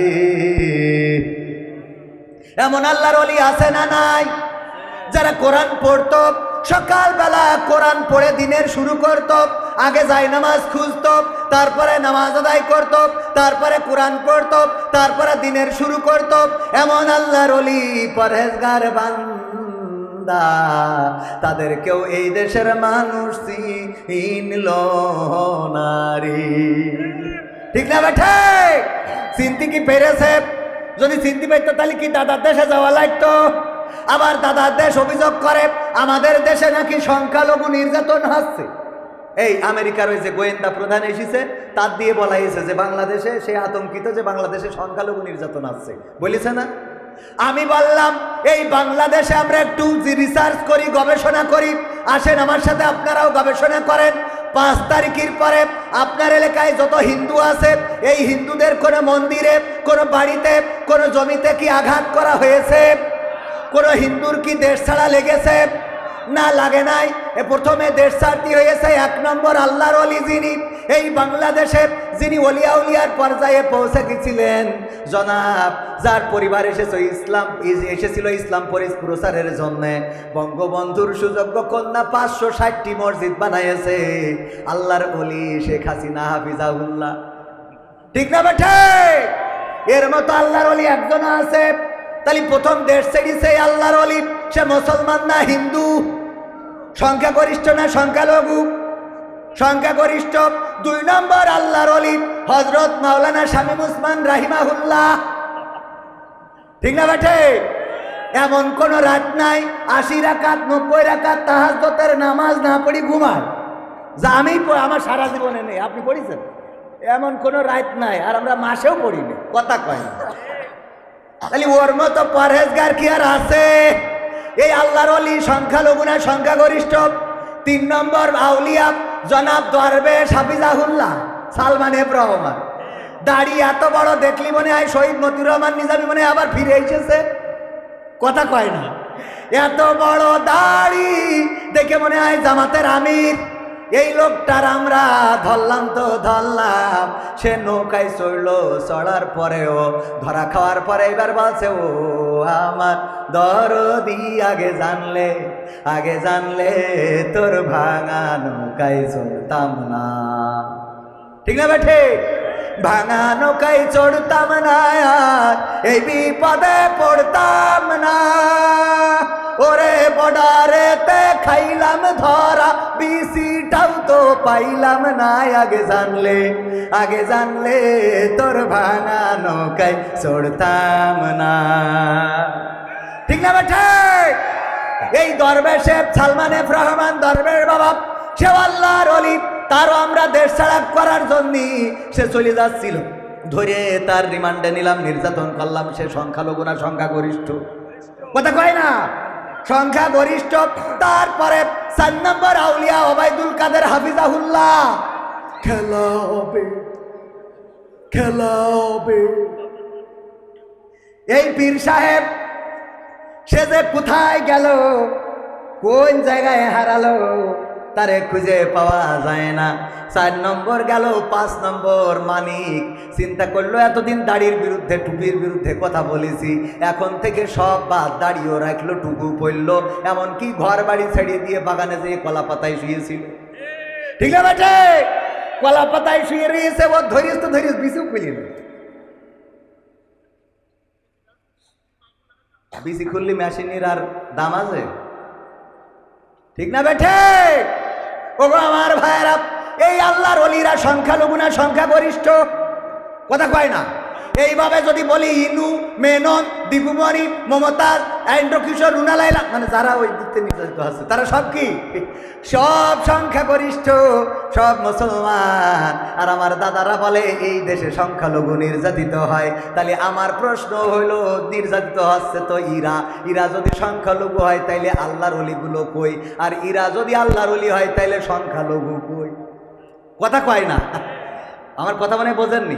নাসিরউদ্দিন হোজ্জা অনেকদিন পরে 1 কেজি গরুর গোশত কিনেছে, কিনে নিয়ে স্ত্রীর বলছে রান্না করো, কইসি খাবো, ভালো করি সরষের তেল দিয়ে রান্না। স্ত্রী রান্না করি, ও তো মেলা দিন ধরে গরুর গোশত খায় না। আগের সময় নারীরা কি মোটামুটি, নারীরা পুরুষরা 1 কেজি গরুর গোশত কইসি খাওয়া কোনো ব্যাপার ছিল না। ও কড়াইতে খাতি 1 কেজি গোশত তেজ মারা শেষ। এবার চিন্তা করলো কি পারবো, স্বামীর কি জবাব দেবো? মেয়েদের একটু বুদ্ধি বেশি থাকে, ঠিক না বে ঠিক? হঠাৎ দেখা যাচ্ছে বল্টুর সাথে কথা হয়েছে, বল্টু ভাই তোমাকে না দেখলে আমার ভালো লাগে না, একটু ভিডিও কল দাও তো। আচ্ছা এমবি নেই, ঠিক আছে তাহলে কথা বলো। হঠাৎ যদি স্বামী এসে বলে কার সাথে কথা, এ ভাই তুই এসে বেড়াই দেশে নে ভাই, তোর কতদিন দেখিনি ভাই, তোর কথা খুব মনে পড়ে, আরে ছোটবেলায় একসাথে কত মালাঠুলি খেলতাম। একদম সাথে সাথে ভলিউম চেঞ্জ, চ্যানেল আলাদা। কথা কয় না। বিটিভিতে ছিল, সাথে সাথে স্টার জলসা, অথবা স্টার জলসায় ছিল, সাথে সাথে বিটিভি। কথা কয় না। এত মজা মজা করি কথা কইতে বলতে, হঠাৎ তুই তা মারি, ও বলি দেয়। আর ও বলে পরে আবার ফোন দিয়ে কয় বুঝতে পারিলি? কয় হ্যাঁ বুঝলাম যে ও বাড়ি চলে গেছে। ওরে বাবা, সব জানে। পাগল, এমনি কি অ্যাক্সিডেন্ট করেছি? ওটা গবেষণা করতে করতে পড়ে গেছি খাই। আল্লাহ মাফ করুন, বলে না আমি। ওগো আমার ভাইয়েরা, তাইলে নাসিরউদ্দিন হোজ্জা কি কিনে এনেছে? গোশ রান্না করো, কইসি খাবো, গেছে গোসল করার জন্য। গোসল করে সেই স্ত্রীকে বলতেছে, স্ত্রী নিয়ে আসো গোশত কোথায়? স্ত্রী তো খাইতে খাইতে সব শেষ। চিন্তা করলো স্বামীরে কি বুঝ দেব, কি সান্ত্বনা দেব। বাড়ি ছিল একটা বিড়াল, রান্নাঘরের চুলার পাশে শুয়েছিল, ওইটারে ধরিয়ে গলায় দড়ি দিয়ে টানতে টানতে নিয়ে বলছে, তোমার কদিন করে বললাম যে এইটা বেনাপোল ফেলাই দিয়ে আসো। বলছে কেন? কয় যে 1 কেজি গোশত তুমি কিনে চাও, কত কষ্টের টাকার বোন। আর এই বিড়ালটার সংখ্যা। স্ত্রী সত্যিই কি কি? হ্যাঁ, তুমি আমার বিশ্বাস করো না? আমি বলে এই সংসার করবো না, আব্বার কাছে ফোন দেবো, আব্বা আমার নিয়ে যাও। ওরে বা, ওর সাথে সাথে আব্বা নিয়ে যাও। অপরাধ করবে, আবার গলা উপরে লেভেলে থাকবে, মানে ওদের কাছে যায়। আমি আর কব না, মনে দুঃখের কথা থাক, এই ক্যামেরায় ভিডিও আসছে। তো এখন এই যে অবস্থা, ইফতারি কিনে নিয়ে আসছি, তা না বলেও পাচ্ছি না। ইফতারি কিনে নিয়ে আসছি, চুলায় লবণ বেশি হয়ে গেছে। আমি ইফতার করে বাড়ি ফিরেছি, বলছে ও চুলা খাওয়া যায়? তাই বলছে কেন? বলছে যে এই দেখো লবণ কেমন হয়ে গেছে। তাই আমি বলছি দোকান থেকে কিনে আনলাম, আমিও রোজা, তা ওখানে কি খেয়ে চেক করে নিয়ে আসবো? কথা কয় না। এখন বোর ঠিক রাখার জন্য রোজা ভেঙে আগে চুলা চেক করতে হবে, তা না হলে আমার মতো হুজুরেরও ইমান আমল ঠিক থাকবে না। কারণ রোজা থেকে এখন যদি বলি যে আমি চুলা লবণ নিয়ে তাও ঝাড়ি মারতেছি, কুশন দিই, তাহলে আবার ঝামেলা না। হুজুরকে তো ধৈর্য ধরতে হবে। তো তার জন্য কী কথা দেন, কি লিখে দেন তিনি? হুজুর 12টা, হ্যাঁ এই তো শেষ, আর 2 মিনিট আছে। তো 2 মিনিটের মধ্যে বলছি। তাহলে কি দাঁড়াইলো? নাসিরউদ্দিন হোজ্জার কাছে কি এনে দেছে? বিড়াল। এনে বলছে যে এই বিড়ালে সব খেয়ে ফেলেছে। নাসিরউদ্দিন হোজ্জা বলছে সত্যিই কি খেয়েছে? বলছে বিশ্বাস হচ্ছে না তোমার? বলছে না বিশ্বাস তো হয়। তো আচ্ছা ঠিক আছে, দাও ফেলাই দিয়ে আসি। বেনাপোলে নিয়ে যেয়ে অথবা গুগা বাজারে নিয়ে যেয়ে যে মিটারের পরে তুলে দিয়েছে, দিয়ে দেখে বিড়াল কাটাই 1 কেজি। কয় কেজি? আবার ওই বিড়াল বাড়ি এনেছে, এই স্ত্রীর বলছে সত্যিই কি বিড়ালে গোস্ত খেয়েছি? তুমি এখনো আমির সব করতে চাও? আমি রোজা রেখে মিথ্যে কথা বলছি তোমাকে? হ্যাঁ, গালাগালি আছে না নাই?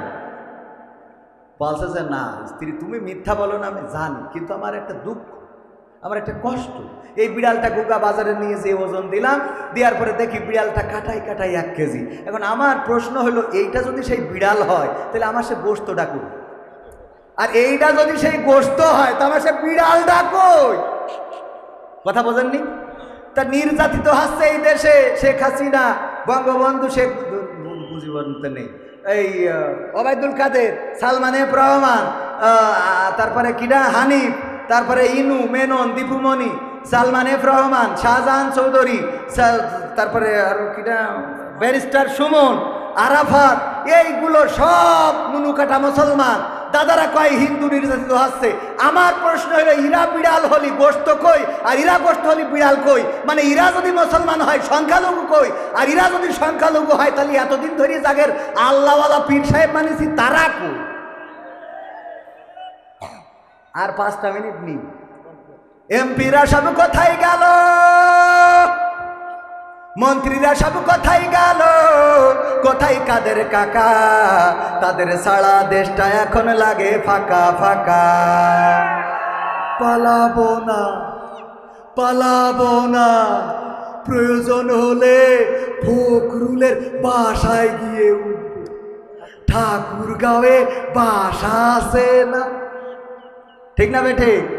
পালাবে না, পালাবে না, যাই না তবু দেখা।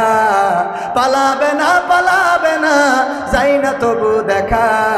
তাদের সারা দেশটা এখন লাগে ফাঁকা ফাঁকা, ওদের সারা দেশটা এখন লাগে ফাঁকা ফাঁকা। আইন মন্ত্রী আটকে গেল আইনেরই ফাঁকে, দাড়ি ছাড়া দরবেশের ভণ্ড ভণ্ড লাগে। আইন মন্ত্রী আটকে গেল আইনেরই ফাঁকে, দাড়ি ছাড়া দরবেশের ভণ্ড ভণ্ড লাগে। শুনছি কত নেতা নেত্রী খাইতেছে ভাই ডান্ডা, বিচারপতি কালামানিকের ফাটিয়েছে আন্ডা। পলকেরও ঝলক গেল, পলকেরও ঝলক গেল থামিয়ে নেটের চাকা। তাদের সারা দেশটা এখন লাগে ফাঁকা ফাঁকা, ওদের সারা দেশটা এখন লাগে ফাঁকা ফাঁকা। কই গেল সেই সংসদেতে মমতাজের গান? কোথায় গেল হজরত বলা স্বামী মোসমান? কই গেল সেই সংসদেতে মমতাজের গান? কোথায় গেল হজরত বলা স্বামী মুসমান? ইনু, মেনন, দীপুমণি আছে কারাগারে, বাপ করিলেও পাপ কখনো ছাড়ে কি আর তারে? কোথায় গেল স্পিকারের, কোথায় গেল স্পিকারের দৃষ্টি আঁকা বাঁকা? তাদের সারা দেশটা এখন লাগে ফাঁকা ফাঁকা, ওদের সারা দেশটা এখন লাগে ফাঁকা ফাঁকা। কোথায় গেল আরাফাত আর ব্যারিস্টার সুমন? কথা বলার সময় তারা করেনি ওজন। মুরগি কবির খাইছে ধরা, জাফর কোথায় আছে? গোপনে কি সেও গেল মোদি দাদুর কাছে? কোথায় গেল সালামের, কোথায় গেল সালামের কাড়ি কাড়ি টাকা? তাদের সারা দেশটা এখন লাগে ফাঁকা। ঠিক না? সম্মানিত ভাইয়েরা আমার, যারা ইসলামের বিরুদ্ধে অবস্থান নিয়েছিল, যারা চেয়েছিল, আল্লাহ রাব্বুল আলামিন বলেছেন ইউরিদুনা লিউতফিউ নূরাল্লাহি বিআফওয়াহিহিম আল্লাহু মুতিম্মু নূরিহি ওয়ালাউ কারিহাল কাফিরুন। ওরা চায় মুখের ফুৎকার দিয়ে দিনের আলোকে, ইসলামের আলোকে নির্বাপিত করে দেবে। আমি আল্লাহ আমার দিনের আলোকে প্রজ্বলিত করে রাখবো। ওরা চেয়েছিল এই দেশ থেকে ইসলামকে মিটিয়ে দিতে, ইসলামী মূল্যবোধকে মিটিয়ে দিতে, মসজিদ মাদ্রাসাকে এই দেশ থেকে, এই দেশে মসজিদ মাদ্রাসা যেন ভালোভাবে মানুষ ইবাদত করতে না পারে, মাদ্রাসায় যেন কোরআনের খাদেম হতে না পারে, তার জন্য যত রকম ষড়যন্ত্র করা যায় সব রকম করেছিল। বলেন ঠিক কিনা? ষড়যন্ত্র কি টিকেছে? মসজিদ আছে, মাদ্রাসা আছে, আলেম আছে, ওলামা আছে, মামুনুল হক আছে, আমির হামজা আছে, কিন্তু যাদেরকে তারা নিঃশেষ করে দিতে চেয়েছিল তারা এই বাংলাদেশে নাই। বলেন ঠিক কিনা? এখনো যারা ইসলাম নিয়ে ষড়যন্ত্র করছে তাদেরকে স্পষ্ট করে দিতে চায়, অধ্যত্তকারীদের অবস্থান বাংলাদেশে হবে না। এই বাংলাদেশ রক্ত দিয়ে এনেছি, জীবন দিয়ে এনেছি, রক্ত দিয়ে এই দেশের স্বাধীনতা সার্বভৌমত্ব রাখবো। যারা মনে করে এই দেশের স্বাধীনতাকে বিপন্ন করবে, আল্লাহর কসম করে বলি তাদের স্বপ্ন পূরণ হবে না। এখন বাংলাদেশের মানুষ সিদ্ধান্ত নিয়েছে, সব দল দেখা শেষ, দাড়ি টুপির বাংলাদেশ। ঠিক না বেঠে? সব দল দেখা শেষ। সবাই বলেন সব দল দেখা শেষ, সব দল দেখা শেষ।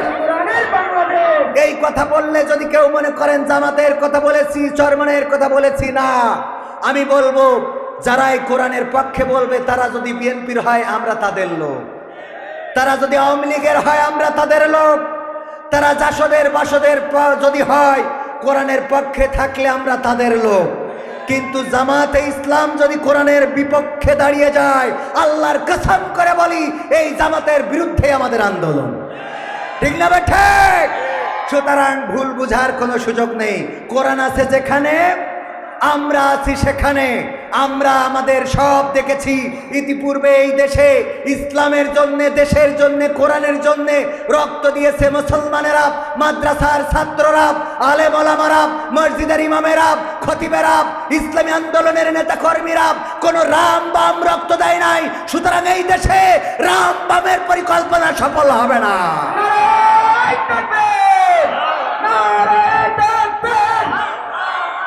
আল কোরআনের আলম, আল হাদিসের আলম, ইসলামের শত্রুরা নারায়ে তাকবীর। আগামীর দিন আসছে বড় ক্রিটিক্যাল দিন। ষড়যন্ত্র চলছে, ছিনতাই লীগ, ডাকাত লীগ, ধর্ষণ লীগ, শ্রমিক লীগ, রিক্সাওয়ালা লীগ, আনসার লীগ, এক একটা নামে যে দাঁড়াচ্ছে রাজপথে। ইবতেদায়ীর শিক্ষক বহু বছর ধরে চাকরি করে, প্রতিষ্ঠানের নাম জানে না, দেখেছেন কিনা? সুতরাং ষড়যন্ত্রকে যদি মোকাবেলা করতে হয় তাহলে অবশ্যই সোচ্চার থাকতে হবে। যদি আইন প্রশাসনের লোক সুনির্দিষ্ট কোন পদক্ষেপ গ্রহণ না করে, জনগণ লাঠির মাথায় আইন তুলে নিতে হবে। ডাকাত কয়টা পায়ে দড়ি ভেঙে বেঁধে উল্টা টানানোতে ডাকাত কমেছে না কমে নাই? ধর্ষণকারী পাবেন, উল্টা টানাবেন, পৃথিবী থেকে বিদায় করে দেবেন। আইনের কাজ যদি আইন না করে জনগণ করে দেবে। ঠিক না ঠিক? আইনের কাজ আইন না করলে জনগণ করে দেবে। স্পষ্ট করে বলে দিতে চাই, আগামীর দিনে বাংলাদেশে ষড়যন্ত্র করে পার পাওয়া যাবে না। 1400 ছাত্র, 14,000, 15,000 ছাত্র যদি জীবন দিতে পারে তাহলে বাংলাদেশের লাখো মুসলিমও জীবন দিতে। সুতরাং দিনের ডাক যদি আসে, কোরআনের ডাক যদি আসে, আল্লাহর পথে জান মাল দিয়ে যদি সংগ্রাম করতে বলে, রাজপথে যদি নামতে বলে, বুকের রক্ত যদি ঢালতে হয়, সেই রক্তের সাগরে সাঁতার কেটে কেটে একটি রক্তাক্ত বিপ্লবী কালেমার পতাকা, কোরআনের পতাকা বাংলার জমিনে উড়াতে রাজি কারা কারা দেখতে চায়?